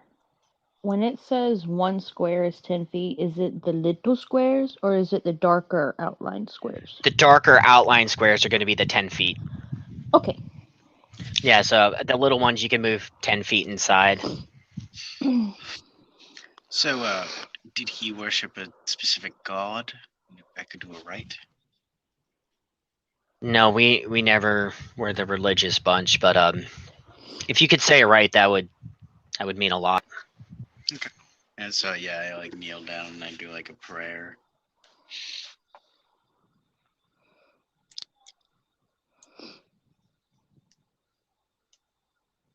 So you go ahead and you do your rite of prayer and kind of relieve some of the tension in the room. Daddy, And DM, Gundren, is that rope supposed to be there? yes. Okay. So as you come to an end of your prayer, Gundren thanks you. Well, he's not going to use these anymore, and he takes off Thornton's boots, and he kind of sets them aside. Those are boots of striding and springing, if anybody wants to use them. Thornton here doesn't really need them anymore. What do they do exactly? I can tell you what they do exactly. So boots of striding and springing. They require attunement, so when you take a short rest, the magic will start to go through you. While wearing these boots, your walking speed becomes 30 feet, unless your walking speed is higher. And your speed isn't reduced if you are encumbered or wearing heavy armor. Because if you wear heavy armor, your walking Without speed goes being down by proficient. 3. Yeah, without being proficient, it goes down by like 5 or 10 feet. In addition, you could jump 3 times the normal distance, though you can't jump further than your remaining movement would allow. So pretty much you could jump 3 times as far with these boots on.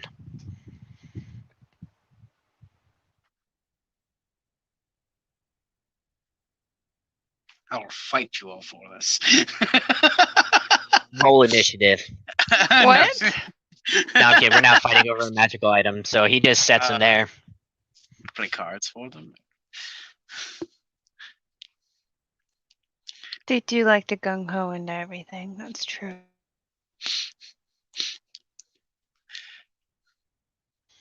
So, and then Gundren points over to the rope. Take that rope, climb down. That's as far as I got before I went and got you guys. That's going to lead you into the cave. Wish you luck. I'm going to take my brother out to the cart and probably bury him outside. So who gets the boots? Who wants them?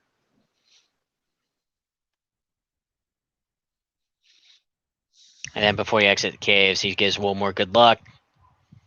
Thank you, Gundren. Thank you, Gundren.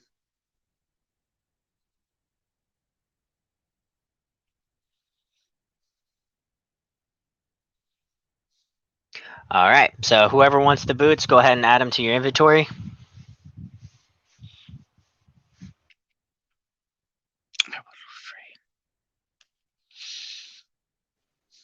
I actually don't need the boots because my walking speed is already 40. So I don't think I would benefit from them, would I? Well, you'd still get the jumping 3 times the distance. Could Malevolence use them? She could. They're a magical item. They can attune to anybody. I vote Malevolence gets the boots. Yeah. All right. Well, Our little Malevolence ain't going to fight gung-ho you on friend. that.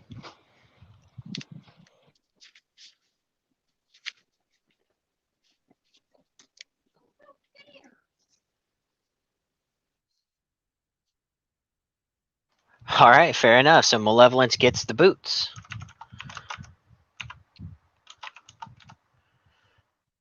that to her equipment, and she can attune to that if you guys take a short rest. All right.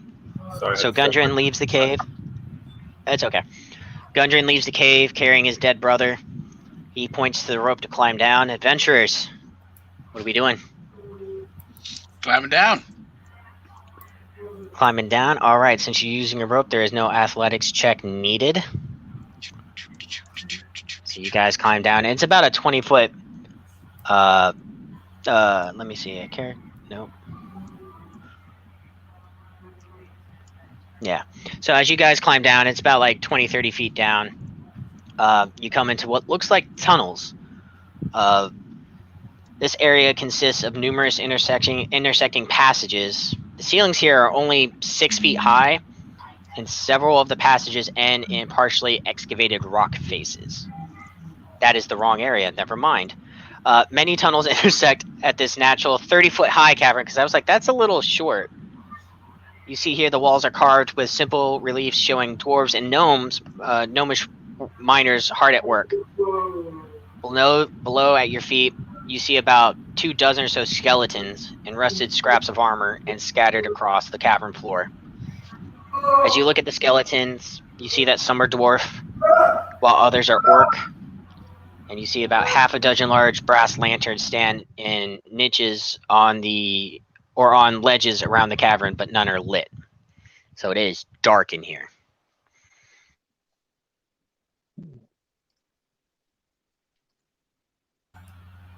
I pick up a stone, a small like this size stone that I can set on my hat. The hat's got a little bit of a brim, so I can set up there, and I use one of my, what's it called? One of your infusions? Yeah. Or magic tinkering? Yeah, I'm using an infusion to make it it's glowing with a light. So everybody who can see, you see Rickus pick up a rock, start tinkering on it with a tool. Ratchet. It's a solid ratchet, sorry. Starts tinkering on it with his tools, and then this rock suddenly starts glowing. And he sets it on his hat. A little bit more light to see with.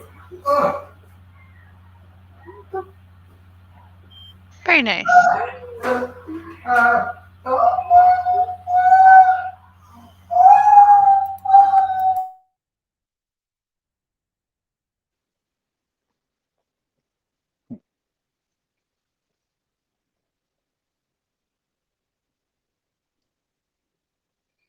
Alright, so everybody makes it down. Where do you want to go? You see a passage to the north and to the west. I'm gonna head west. East. Yeah, I'm sorry, east. Okay, goat's going north. Alright. Go ahead and stop right there, Rickus. Yeah, Lagrantha, Pax, Ratchet, where are you guys going? I'm going east. I guess I'm going with goat, but I can't make my character move. Like, it's giving me a hard time. Alrighty. So, Rickus, as you enter this room, along with Malevolence, Pax, and Ratchet in tow, you hear from above you, like flapping, skittering, as you see a bunch of what looks like bat-like creatures attached to the ceiling above you. As you all enter this room, they look down, unleash their wings, and they start coming at you. Shit. Yeah. Can I try to everyone. pet one? You can try, because they're coming at you with intentions. Okay. So everyone go ahead and roll initiative. Oh, that was terrible. 9. 9. Alright. Ratchet and Rickus, who's got the higher dex? Oh, definitely Ratchet. So we're gonna put Next you. 15. The next 15, so. Yeah, I get a plus 0. so I'm pretty sure I'm at 10 for Dex. I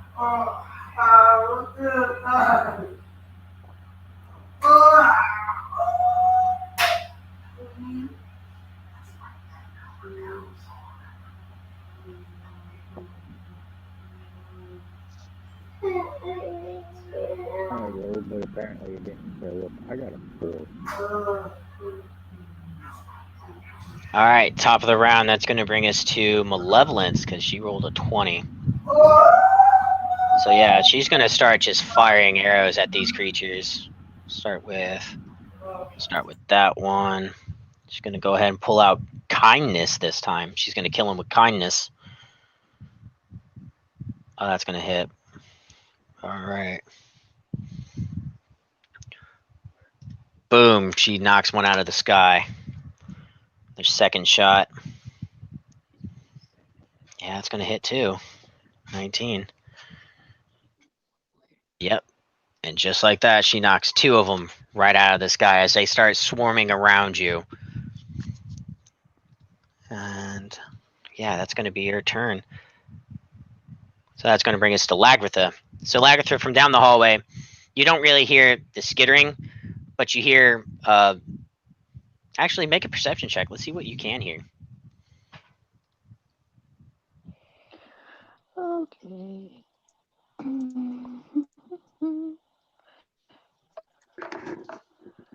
I reckon I need to do it. 22. Yeah, so definitely with a 22, bouncing off the walls, you hear the sounds of the flapping of the wings. You hear Malevolence. You hear the sound of Malevolence's bow going off, and things hitting the ground with a solid thud. Okay.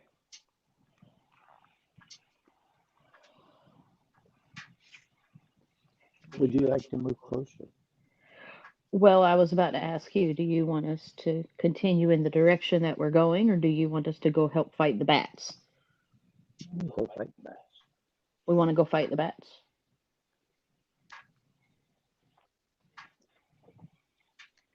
Yes, no? Yes. Okay. So I guess we're going to go help fight the bats. So let's move closer. Or at least move down. All right, 15 feet puts you right next to Ratchet. Yeah. 20 feet puts you right there.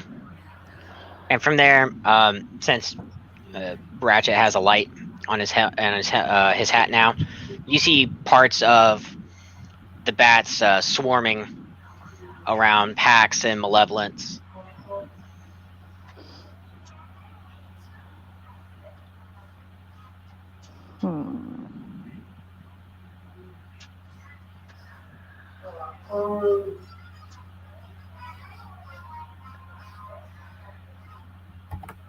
Alright, then, try some. I'm sorry. Oh, sorry. That's how high the ceiling was in here. About 30 feet, I think it says. Yeah, 30-foot high cavern.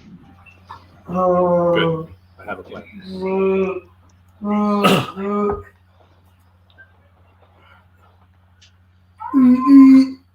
I have a All right, silly Lagartha, what are you question. doing? Can I cast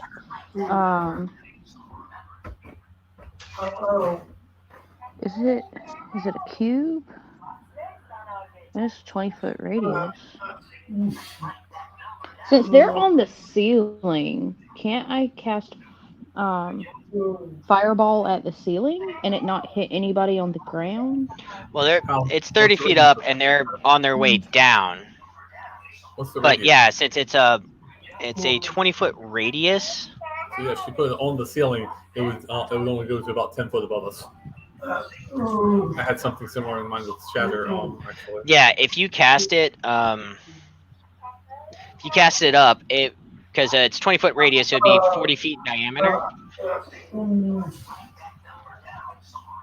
But yeah, if you cast it more wide than down, then yeah, you could probably get the these 4 before they reach the ground, because some of them are still up there. They're just waking up. Some of them have swarmed down. So if you want to cast Fireball up in the air, we'll say it won't hit Pax or Malevolence. Okay. Wait, 20 feet, and Jesus, 20 and 20, that's 40. I'm trying to figure out which place would be the best place to cast it so I get the most of them. Is there a way that I can throw it to hit more than 4? Is 4 about the best I can do? Well, realistically, you would fill up the entire cavern because it's 30 feet and it's a 40-foot spell. So we're saying you're casting it more flat than round. Which is what I'm trying to do. Yeah. And it's... so you're going to only get it probably... because that's 20 right there. Yeah. And it's from the point of origin. So if you cast it like in the roof on the center, you would get all of these guys pretty much. Okay, because that is my goal. Okay. Yeah, so go ahead and cast Fireball. Okie dokie.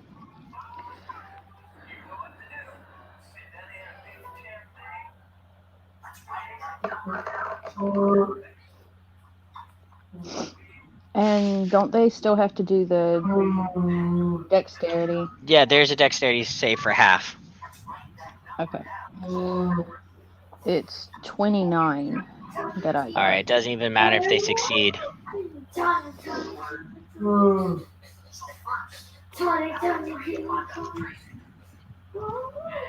Ooh, my roll 20's starting to lag. That's not good.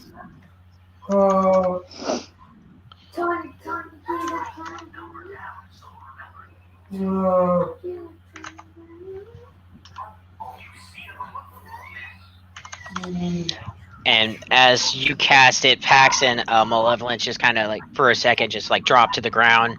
They feel the heat of the fireball like on their backs. Their hair kind of singes a little bit, but since you cast it more flat, they're not gonna take any damage. The roof is on fire. All right, that was your movement and your action. Is there anything else you wish to do? No, thank you.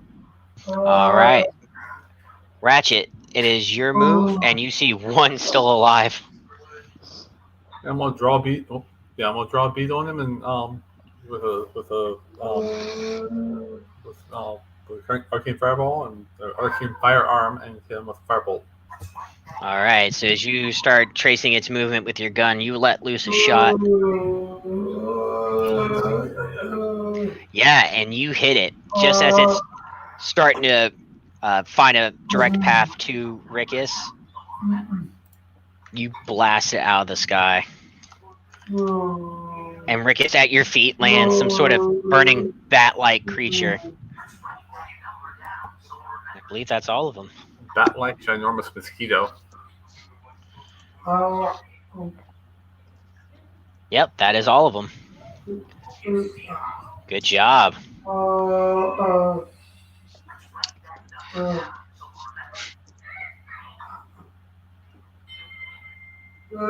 wait, I was standing on one. Oh.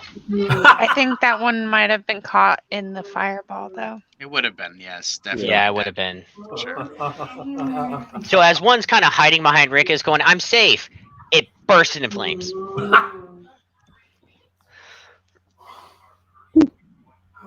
Sorry. Alright, now I believe that's all of them. Definitely all of them. Alright. Okay. Cool. Anybody else have any hiding under them? I'm too far away. Why is there a big 3 in the middle of the floor? I don't know what you're talking about. Okay. Because it's area 3. It's because it lets me know what room you're in. Okay. Yeah, it's just a mark. I didn't know if it was for him or for us. It's for me. It's for him. Alright, Rickus, as you make your way down, you see the 2 doors to the west and east, and you see the remnants of a collapsed tunnel. Yes, this is quite a collapsed tunnel. Yes, very collapsed. Very Indeed. collapsed. Super collapsed. Like Might as you've well. seen collapsing before as you fell into that trap at Cragmaw Castle, but yes. this is the chef's kiss of collapse. Oh, Like so collapsed. it's going to take weeks to get through this. I hope I Maybe don't even know if you months. would want to dishevel this beautiful collapsing.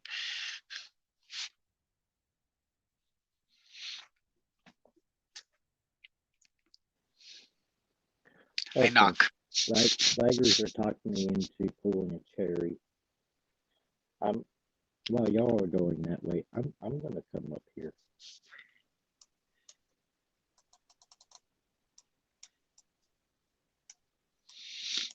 All right, so I've got Ratchet, Malevolence, and Rickus heading south. Goat, Lagrantha heading north. Pax, where do you want to go?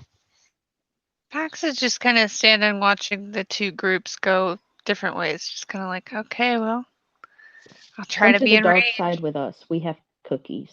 Yeah, I'll go Well, up with them. Split the party up that way. I mean, they offered you cookies. I mean, I know, right? Shoot. Can't. shoot, I'm going with them. You three at the south, you're on your own. I'm going with the cookies. All right. So, Rickus, you knock, and it just echoes. Okay, I walk in. All right. So as you walk in, you see that this chamber was once an office or storeroom of some kind. You see a large stone counter bisects the room, set with 3 dusty balance scales made of iron. You see cubby holes carved into the north wall are stuffed with dusty scraps. Several long dead corpses, kind of looking like gnomes and orcs, are sprawled across the floor. Malevolence will go in there with you. In true Malevolence fashion. I'm gonna investigate All right, investigate with guidance. with guidance, and Malevolence will also investigate without guidance. I got 11. Nice. Is this door right here where I'm at? We'll get to you guys in just a second. Ratchet, is there anything you want to do before we move to the next group?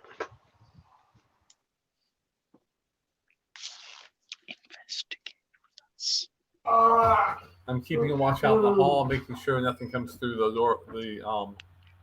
The door over here.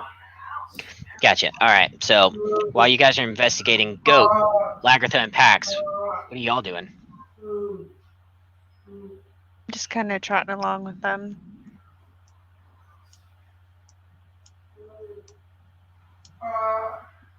Okay. Perception check, stealth check. Is this door locked? That door is not locked. Goat, I'm having a hard time hearing you. Alright.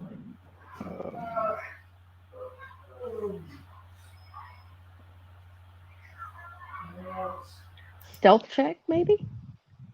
Yeah, if Anything you better? would like to. I heard perception checks. I heard stealth. So if you guys are trying to be stealthy, roll stealth. If you guys are trying to perceive, roll perception. Which do you want to do, Goat? You can I'll do go both. stealthy. You guys can do both Let's since do perception check. yeah, since Oh, those 3 no. down there. Oof.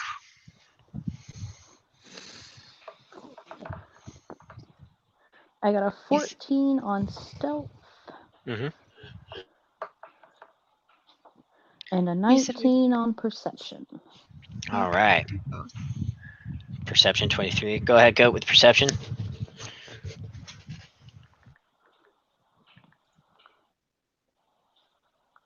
Hmm, 11. All right. So Pax and Lagrantha, you are one with the shadows, and Goat, you kind of are like just doing everything you can not to step on some of these bones, but you are accidentally stepping on every bone. It's one of those you're trying to be quiet, and every time you like panic move, you crunch another one. And as you get to the door, everybody can hear this. So as Pax and Lagrantha move up, you hear faint sounds of crunching and splintering coming from inside that room. Well, guess there's nothing to it but to do it. Let's go in.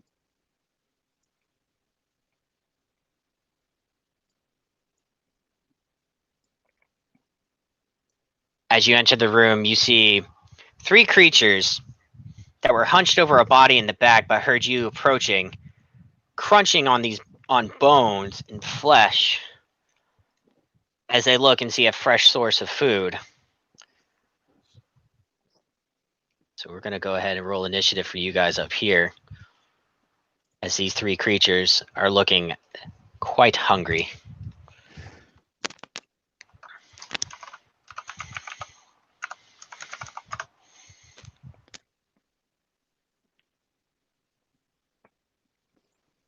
I'm not rolling very good today. Ooh, Lagrantha is. All right. Top of the round is Lagrantha. Alrighty. Pull up my spells.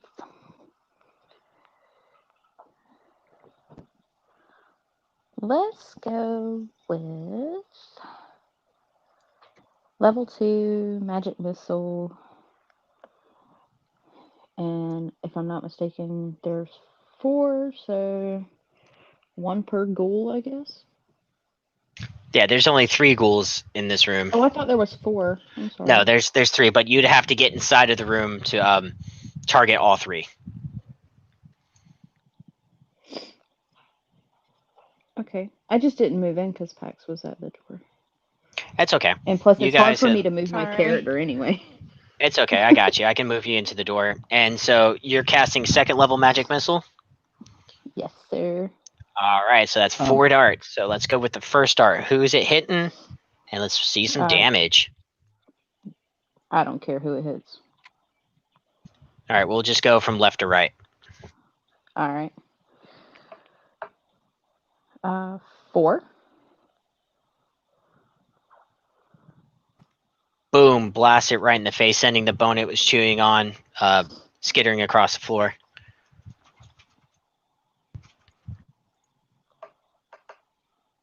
Next is a 5. 5. Ooh, hits the one right at the top.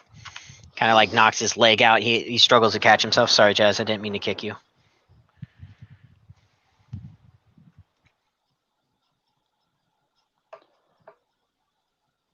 Next one is a 3. All right. This one kind of like pushes the ghoul that's on the bed into the wall a little bit. Last dart. And I guess last dart can go to whoever is the strongest remaining. All right, that's going to be the one on the bed. It looks like your magic missile didn't do as much damage as the others. And 3. 3? All right, not bad. So you come into the room and you release your magic missile, finding purchase on all the enemies, doing some damage, but not enough to drop any of them. And now they're looking pissed off and hungry, getting kind of hangry. Yay. All right, does that complete your turn? Yes. All right, Pax, you are up. Cool. Cool ghouls. I'm going to cast Bane on the 3 of them. All right, so charisma So saving that's like- throws. Yeah. What's your spell? It doesn't matter. They all fail. 15. You kind of get the sense that ghouls aren't much for conversation. Who would have thought? You figure these ghouls may be, kind of intelligent, maybe has some wisdom to pass on, but no. And I will give Goat Bardic Inspiration. Let me mark that off real quick. Yeah, so kill the ghouls. All right. Does that complete your turn? Yes. I love Bane. That's like one of my favorite spells. This ghoul is going to move in, and it's going to take a bite at Goat. Even with Bane, he's still going to miss. 14. But let's see how bad he did do. 12. Yep. Second bite. Oh, not bite. Sorry, his claw attack. Minus Bane. 14 to hit. That ghoul is spent. All right, this ghoul is going to go for Lagrantha, being the closest source of food is going to go in for a bite. I 9. would like to use my reaction. Ooh, what is your reaction? You said he got a 9? Yes. Would I know that that's lower than Lagrantha's armor class?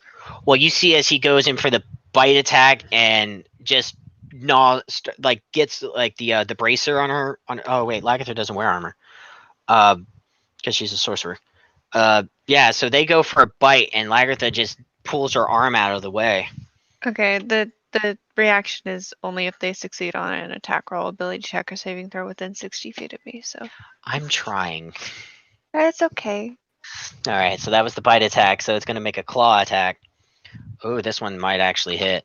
So you might get your reaction. Does 19 is going to hit you, Lagartha.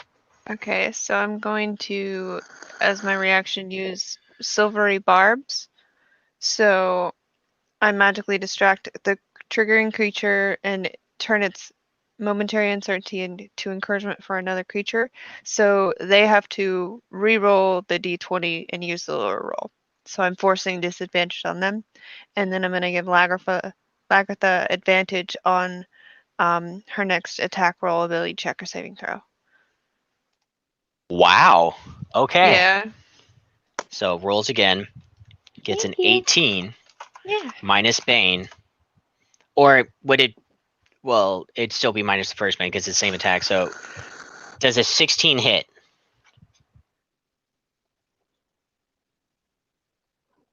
I believe it does. Yeah, 16 hits, but that's her armor class. So she's only going to take 3 points of slashing damage as it comes at you with your claws. Lagartha. So you only take 3 damage. Not bad. I tried. All right. Yeah, that's that ghoul. This last ghoul, it's going to move down to the other bed and it's going to go for the goat. The bite.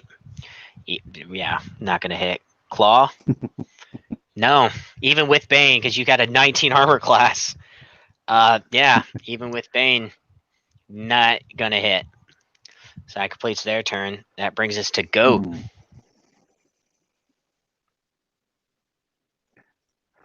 I'm going to go with this one first. All right, attacking the one on the right. Go ahead and roll to hit. I'm going to use my hand axes. Okay. 25. Yeah, 25 hits. Roll damage. 8 slashing. All right.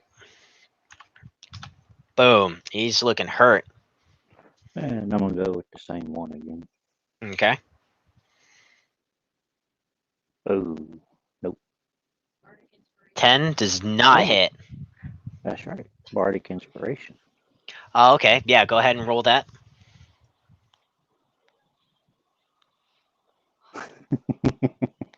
Oh, no. Bardic Inspiration is a D6. Oh, sorry. It's okay. He got trigger happy on that one. 11. Oh my god. Still does not hit. So as you go to swing, the first one finds purchase. You draw back that same first one and you swing and it just barely grazes him, not doing any damage. But since these are light weapons, you get your bonus action attack too.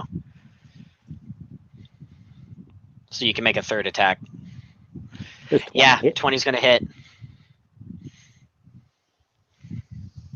11 points of damage. Yeah.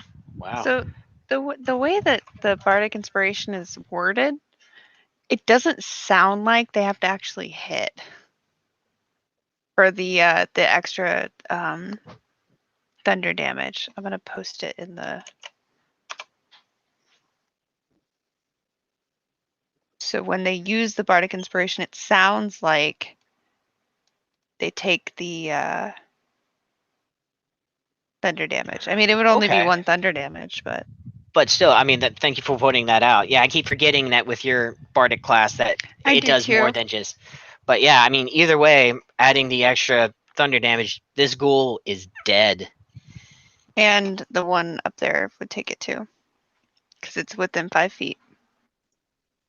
The target and Yep, each target creature of each your creature. choice. Yep, that's Yeah. right. So this one takes 1 point of thunder damage too. Thank you. There's a lot to remember. Sorry. Yeah. Yeah, there is. All right, go. Does that complete your turn? I want to rage. Bonus action, yeah. Rage away. And I've got boom. You got an axe on you now. I want to take form of claw or form of the beast claws. Form of beast claws. Gotcha. So as you're holding on to these hand axes, your nails, you feel like you can extend them out like kind of like a lion's claw. That way you don't, start cutting yourself with them.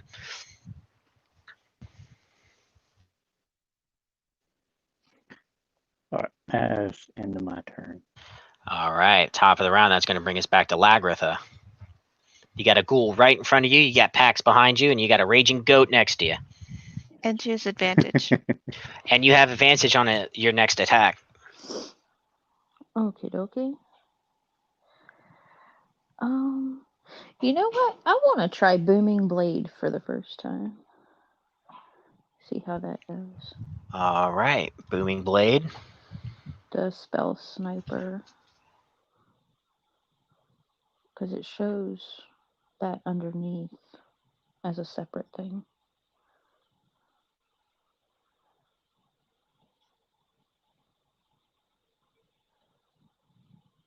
Alrighty, go ahead and roll to hit. It's actually just damage. Yeah, and if the target moves, it would take the thunder damage. Okay. It's a 5. 5 to hit? No, it's 5 damage. Because all it shows, like, there's not a hit. Oh, well, you gotta make a attack with a weapon. Oh, my bad. Yeah, it's okay. So you pull out. I think you have a dagger.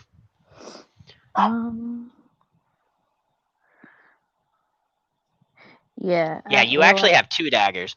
All right, so go ahead and roll to a hit with your dagger, and it will take the dagger damage. But if it moves, it takes the thunder damage.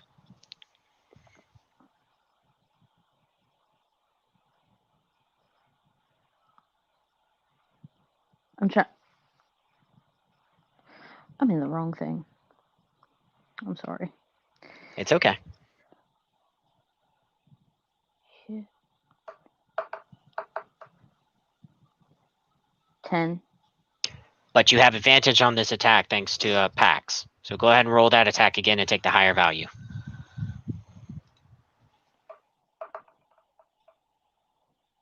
20. A natural 20 or a dirty 20? Dirty 20. All right, dirty 20, that's going to hit. Go ahead and roll your dagger damage.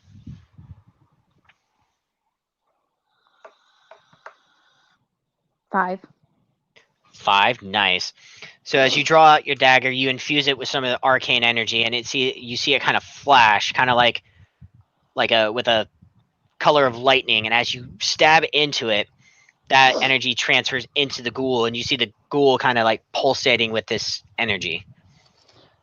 So if I use my cantrip spell with which damage was I supposed to roll? The one for the dagger itself, or Yeah, the dagger.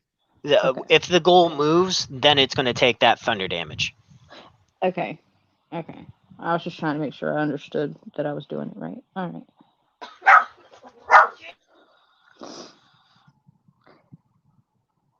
And I guess that will complete my turn. Alrighty, so that's going to bring us to Pax once JJ stops barking. Puppy. They left. I am going to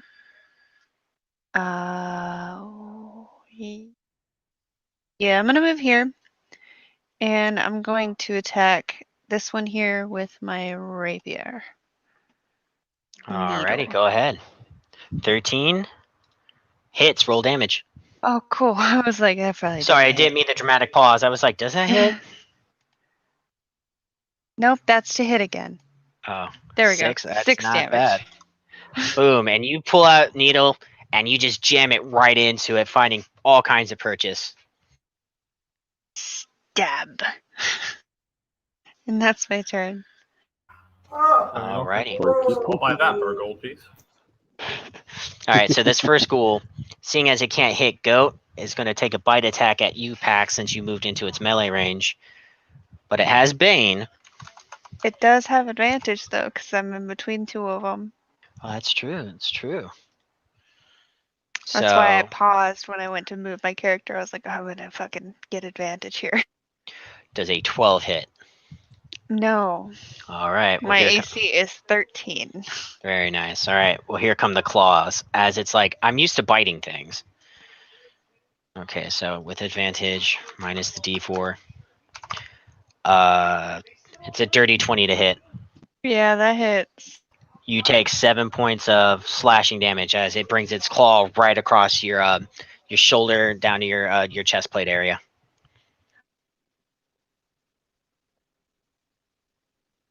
All right, that completes this ghoul's turn.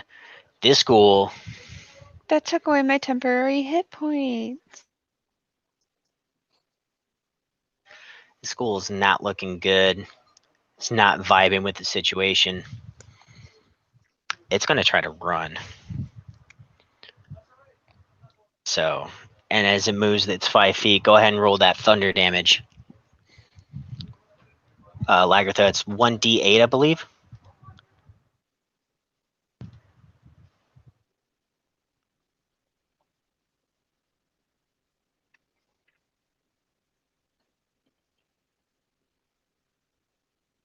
Jellybean? You're muted. 3. All right.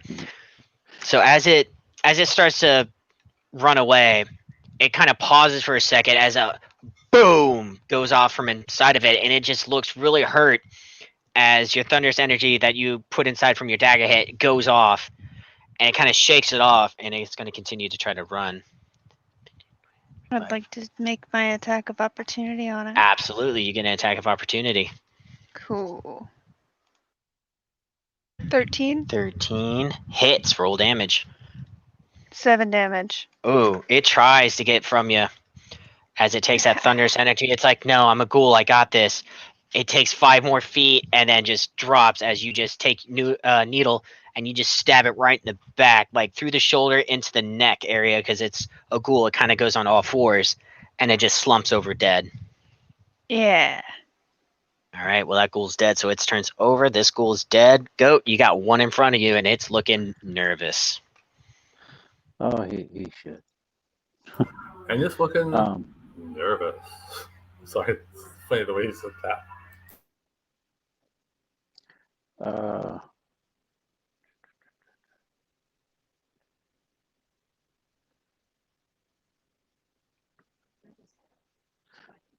Yeah. I can't buy them. 21. Yeah, so you put one of your hand axes down, and you just take out your hand, extend those claws, and swipe across it. Go ahead and roll damage. 6. 6. Taking a good chunk out of it as it's like darkish, like blackish kind of blood splatters across the floor. And I'll go for it again. And I miss. You hit. Oh, 12 hits. Yeah. Okay. Roll damage. 6. 6. Yeah. This time the claws don't find as much purchase as you met the armor class of this beast, so it takes half damage. But yeah, more swipes across the chest, more blood. It is bad time. This thing is scared, and it looks like it's going to try to flee.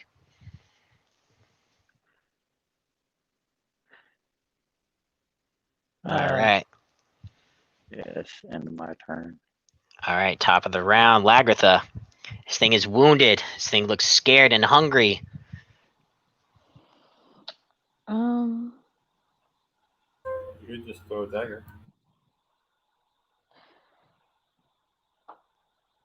I was gonna cast Firebolt, the cantrip.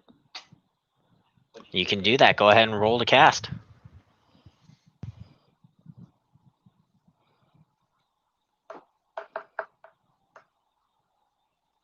19. That hits. Roll damage.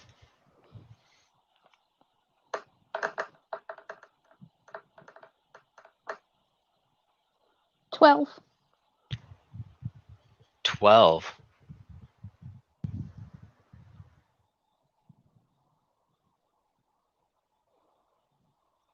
Oh yeah, because you're level 5. I was like, what? Yeah. So as it looks towards the door, its exit route looks to you, looks back at the door, looks back to you as the firebolt hits it right in the face, engulfs it in flame. And after a moment of squealing and howling as its head burns, it drops to the ground. All done. Yes, you are. And as you look around, you don't see anything else in this room. So you guys are out of initiative order. And as you guys now have a chance to look, you kind of get the sense that as you look around, you see old stone bunks in orderly rows line the walls of this chamber.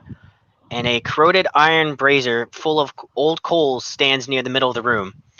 The bones of a half dozen dwarves and orcs lie strewn about, clad in scraps of armor. You see you saw the 3 gray hunched figures that came to meet you at the door were also in this room.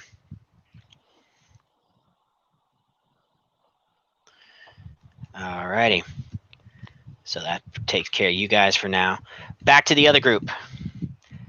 So as you guys spent this time looking over the room, as I get back to that room page, you guys find behind the counter sits an iron strongbox of sorts.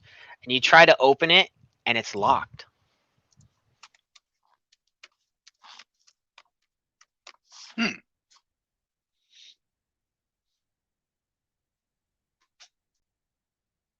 I punch it.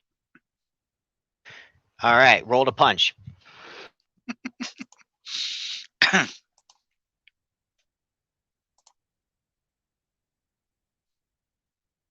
It's an 11. The box. 11. You kind of hurt your hand a little bit, but the strong iron box holds true to its form. But it's not a mimic. But it's not a mimic. Okay, good. Only because Carrie's not here. That's the whole reason why he punched it, was to make sure. No, it's a pretty sturdy iron box that is still very much locked. Don't be a mimic. Don't be a mimic. Don't be a mimic. Don't be a mimic. Don't be a mimic. I'm just gonna put it in my backpack. Then worry about it another day. Malevolence will look at you and it's like, can't Ratchet unlock it? Doesn't he do the thing with the picks? Oh yeah, Ratchet, here, pick this. Someone say my name? Okay. Yeah, here, pick. Oh, I'm on you. Pick this box, if you could. Okay. What do I need to roll against? It is a dexterity check plus your proficiency bonus.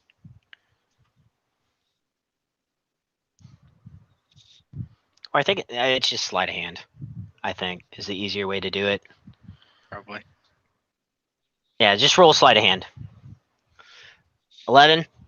You're not the most graceful at it, and it takes you a little while. But there's a couple times where you think you get it, and you go to twist, but you release one of the tumblers. So it takes you a good 10-ish minutes, and then click, it opens. What's in the box? What's in the box? Since Ratchet has this nice shiny light, you see a bunch of shiny coins in there.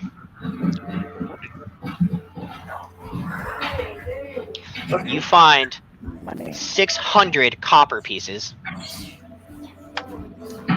180 silver pieces, 90 Electrum pieces, and 60 gold pieces. That's good haul. And I'll add that to the loot table after the session too. Copper's conductive.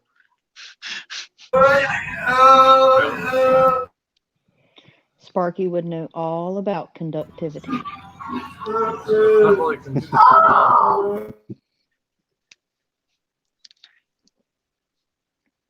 I knock on this door. You knock, it just echoes.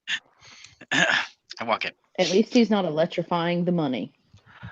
As you walk in, you see splintered stone benches and heaps of rubble from a partially collapsed ceiling fill this room. Amid ruined stone bunks and toppled wooden racks, there are bones of several dwarves and orcs.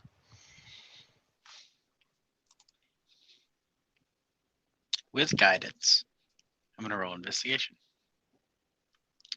All right, go ahead.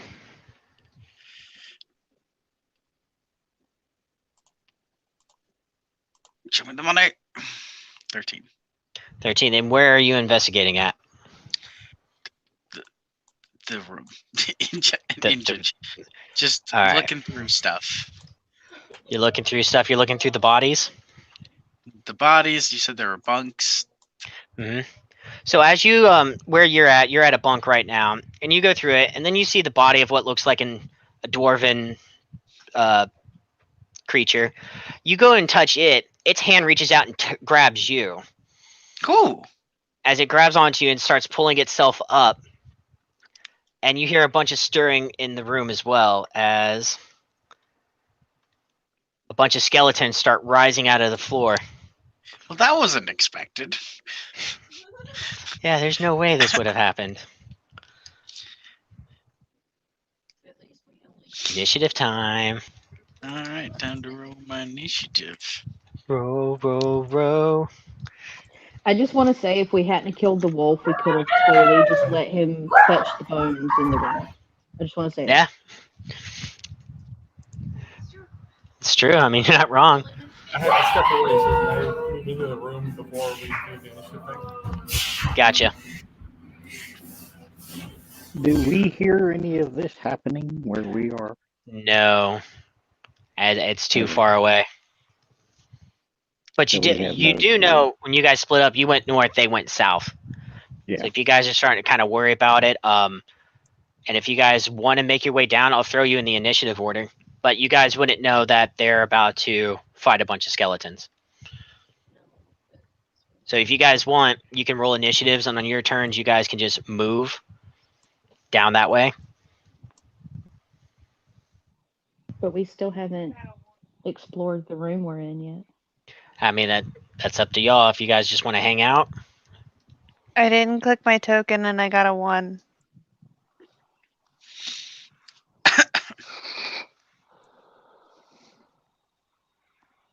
Because I know Pax would start to get worried. Alrighty. So, Pax, I got you. Goat, Lagrantha, are you guys staying in the room, or you want to start making your way down? I'll make my way down. All right, go ahead and roll initiative as well, please. I guess I'm coming too. Okay. I got 18. Nice. All right. 21. 20. Damn. Of course, when you don't know there's a threat, you're just like, yeah, I'll go first. Whatever. Right? All right. So, Lagrantha, you're up. I think I got it from Lagrantha, Goat, Rickus, Ratchet, Malevolence, Pax. Yeah, I got everybody. You're up first, so you can take your 30 feet and move your way down. Can you move me, please? Gotcha. I was already on it. 5, 10, 15, 20, 25, 30. Yep. It would just take me forever to be able to... I got you, don't worry.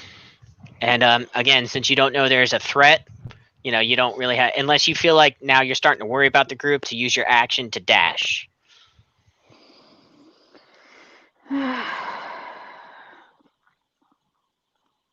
So I can't just go ahead and get down there and attack? No, not in this turn, because you guys are too far away. And again, you don't know that they're in a room full of skeletons. So this is more like, do you feel like Lagrantha cares enough about the other three to want to actively sprint down that way to see if they're in trouble? Because you guys have been away for a few minutes now. Yeah, I guess. All right, I'll move you another 30. 5, 10, 15, 20. Get you down to here. All right. Alrighty, so that's going to complete your turn. This skeleton that just grabbed onto Rickus. Let me go ahead and pull up. He picks up. He's got you with his left hand. And as he raises himself up, not that tall because he's a dwarf, He's got a short sword in the other. It's really rusted, and he's going to swipe at you twice. So wait, we're fighting midget skeletons?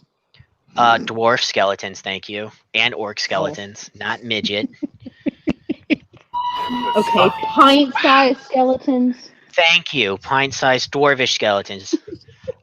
He got an 11 and a 16, or 11 and a 6 to hit. This is hilarious. All right, so that brings us to the goat. Oh, let's see here.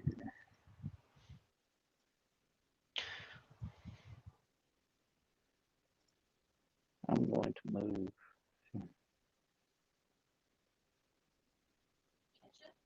I leave it up to you if you think Goat would be concerned enough to use his action to dash, or just casually make his way down.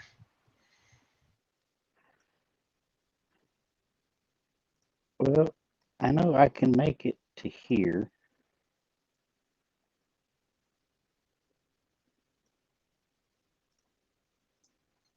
Yep, you can still see Lagrantha surrounded by the dead bat creatures.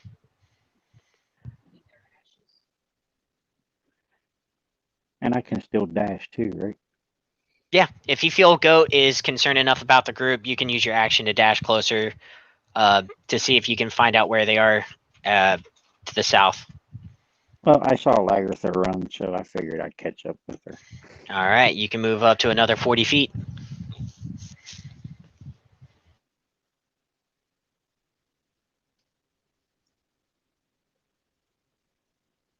Alrighty, that's going to bring us to the skeleton right behind Rickus again.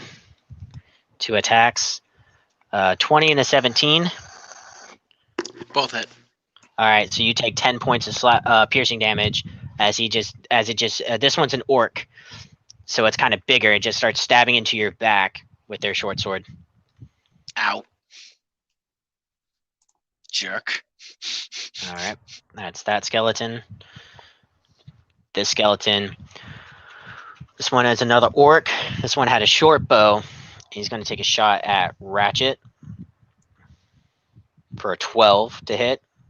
That's going to miss. And then he's going to take one of Malevolence. 11. That's going to miss. So that skeleton's dunsies. This one, another dwarf stands up. This one has a sword. He's going to take 2 swipes at Malevolence. One actually hits, so she takes 2 points because it met an armor class. Round it down, yep. I hit the calculator button. No, thank you. I can do this math. 2 points. That doesn't even take away her HP, her temporary hit points. Never mind. Yeah, she's good. That's that skeleton. This one moves up. He's going to take a shot at Rickus. Miss. And 13, miss. All right, Rickus, now it's your move.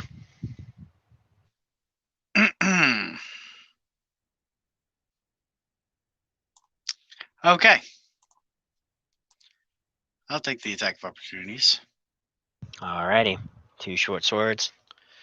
Only one hits with a 23, so you take 5 more slashing damage or piercing damage. As on your way out, it just like gets you like in the back of your side. There goes my temp HP. Oh, so are you still at full HP? No. I had so I lost the 10, and you had marked that on the token, but I still had the 5, so I'll just count that as the 5 gone. Okay, so as long as you're at 28, you're good. And I'm gonna cast at 2nd level Thunderwave. Oh my, okay. And I'm just in range to hit everyone except for my party members. Yeah, you are. So 1, 2, 3, 4, 5, 6, 7, 8, 9. What kind of save is it? Is it Constitution? Constitution 13. Okay. All right. So we'll start. We'll go clockwise. All right. So this one What was your DC? It was 13. All right, go ahead and roll damage because I think it's going to display that for me. Okay. Let's see. Well, first I'll just cast. Yeah, it's just gonna cast that. There we go. All right. So this one passes. So that's 5. This one, that's was it Dex? Con. Oh, maybe if I read. Con fails. 10. Oh. Come on now. Boom. This one, nat 20 saves. 5. Nat 20 saves. Saves. This one fails. 10. This one, yeah, the rest fail because they only have. Yeah, they're not going to make it. So these last 3 over here are going to take the 10 points. Boop. Boom.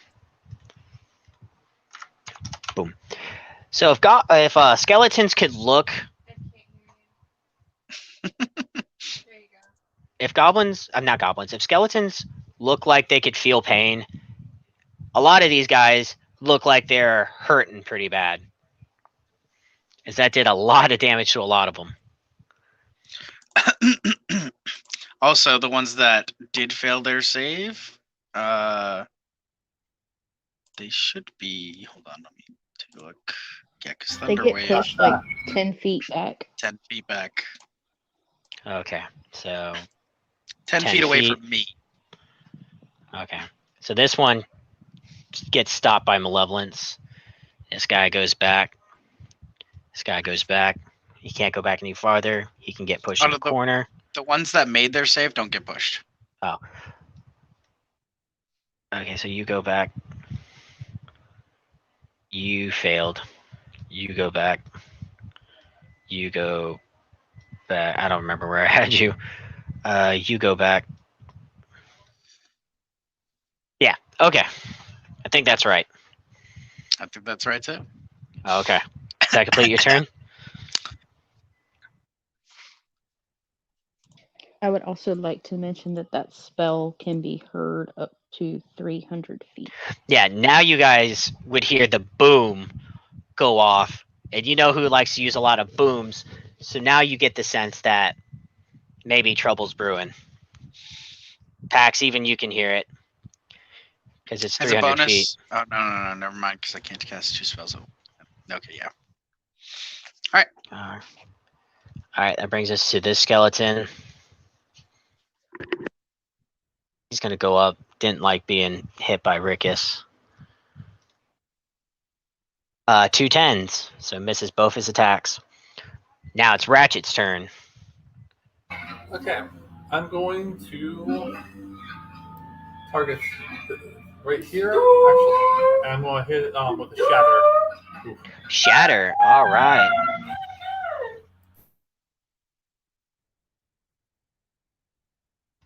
Go ahead and cast Shatter.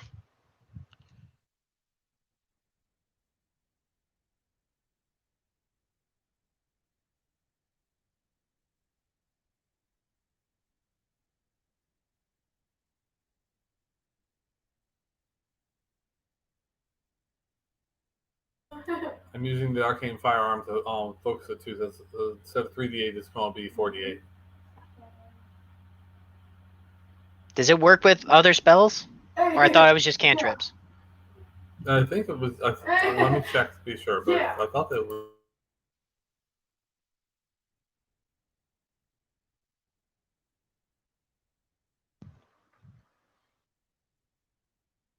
No, it says Artificer spell through the firearm. Yeah. So yeah, you cast Shatter through it. And it'll add a d8 to it, yeah.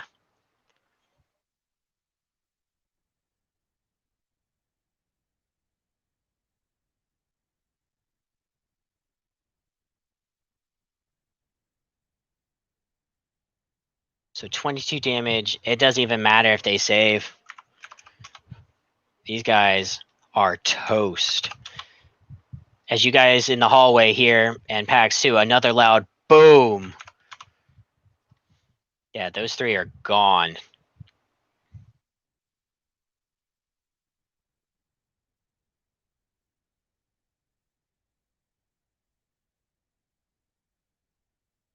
And you still have your bonus action cannon if you want to fire at somebody else. Yeah, I'm gonna fire on this guy. All right. As you turn your body, your turret head just slowly maneuvers over it, starts that familiar winding up sound, and releases an arcane blast. 15 hits.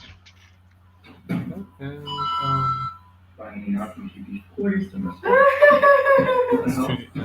2d8. I got it. Poor Pax is up there all by herself. 10. Boom. As your arcane cannon fires, it just blasts that skeleton into pieces. Armor and the short sword it had just goes flying. Yeah, that's my turn. All right, that's going to bring us. I'm a little bit more into the room too. Okay, go ahead. So that brings us to Malevolence. She's seeing everybody else having fun, so she's going to pull out. Rage. She's going to swing at the guy in front of her. Oh, that hits.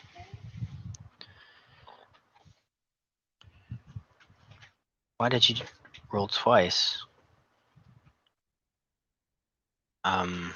Okay, anyway. So, boom. She destroys the one in front of her, and she moves on to the next one.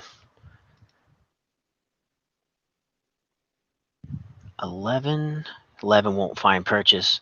So she pulls out Rage, and she swings baseball style and sends bits of skeleton flying everywhere. She goes up to the second one, and she brings Rage down, but skeleton has shield and just blocks it.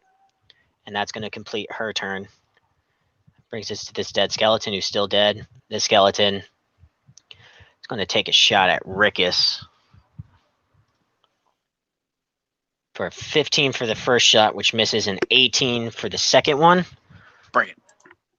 So 18 is going to hit. You take 5 piercing damage as a very old, rusty arrow just sinks right into your arm. That's my fun arm. That's the arm I like the best. It's the one Alright. he uses to play with his boomstick. Yeah, so that brings us to Pax. Oh boy. Let's see. So Goat and Oh, Lagrantha just bolted out the man. door, and then you hear 2 loud booms within seconds of each other. Okay. Hearing that, I'm going to cast Kinetic Jaunt on myself. So my walking speed increases to 40 feet. So I will run 40 feet and action dash. So, oh fuck. I think it was there. Let me check one more time. Oh, that's 35. So I move one more. And then action dash. Yeah, 80 feet. So I'd get to about. Right next to Goat. Yeah. 5, 10, 15, 20, 25, 30, 35, 40. Boom. Hi, guys. Yeah, so as you guys are sprinting, now hearing the booms, here comes Pax. She's not sprinting, she's jaunting. As she just effortlessly glides right between you two and gets right next to Goat. What is jaunting? So, I don't know. I think it's like a Moving more very graceful style of fast. walking. Have you ever seen Hunter x Hunter? No. Pax, is that complete your turn? Yes. Alright, the skeleton's still dead. Lagrantha, your turn. Well, I've got to move. So get me as close as you can get me, I guess. Alright, so you are just outside of the door area. So I If you want to can't use your just action to sprint in there, you can. peek around. Peeking around, you see that this one is a wall through the door. Because I mean, Yeah, there's you a wouldn't be able. skeleton there. There's a line. Yeah, you see skeletons everywhere. There's a lot of just other skeletons on the ground as well. With your line of sight, you probably, if you lean a little forward, you could probably see this guy in the back. Can I hit him? Yeah, go ahead and try. Okay. I do that.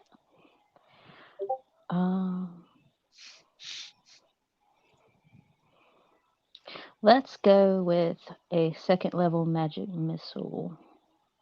Is that? I will say that this enemy is looking very much wounded. You see parts of the skeleton are falling off. Oh, well then let's reduce it back to first level. Okay. So go ahead and mark off your first level spell slot and go ahead and roll your first damage. And this one's only 3, right? Yeah, first level is only 3 darts. Okay. The first one's a 2. And then a 3. And then your another last 2. dart just hits the remainder of this falling debris of bones. As your second one just decimated it.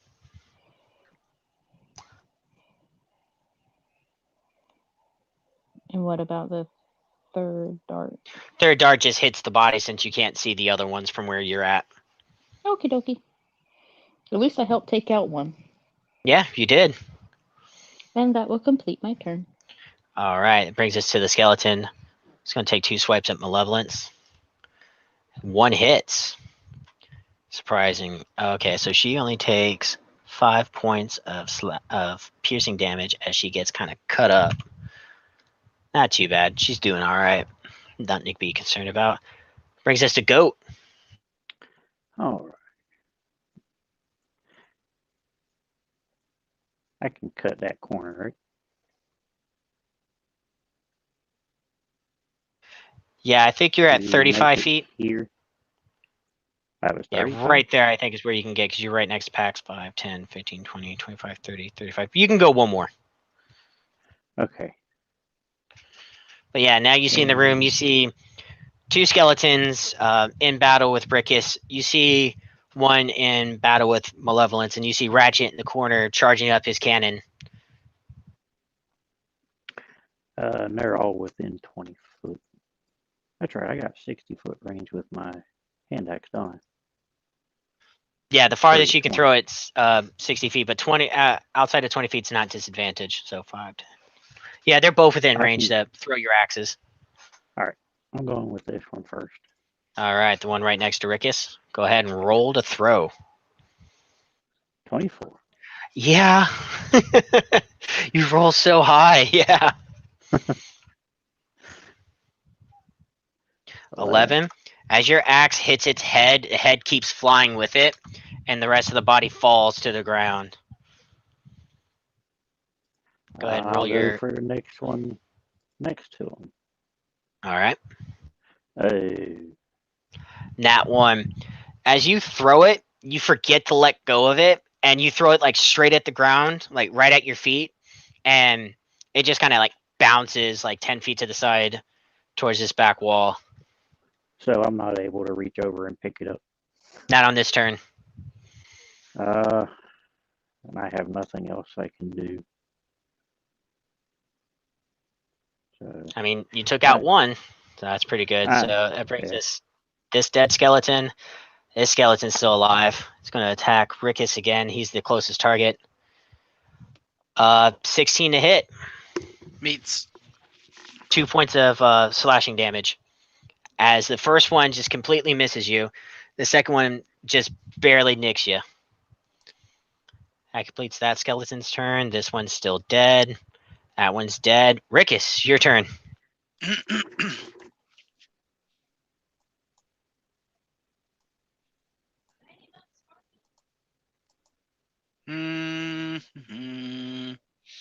I'll just cast Sacred Flame at him. Dex saving throw of 13. Alrighty. 8. 8? Mm-hmm. Okay. He takes 2d8 of damage, and that's a lot. 14. 14. Oof. Yep. This one just burns with your sacred watery flame.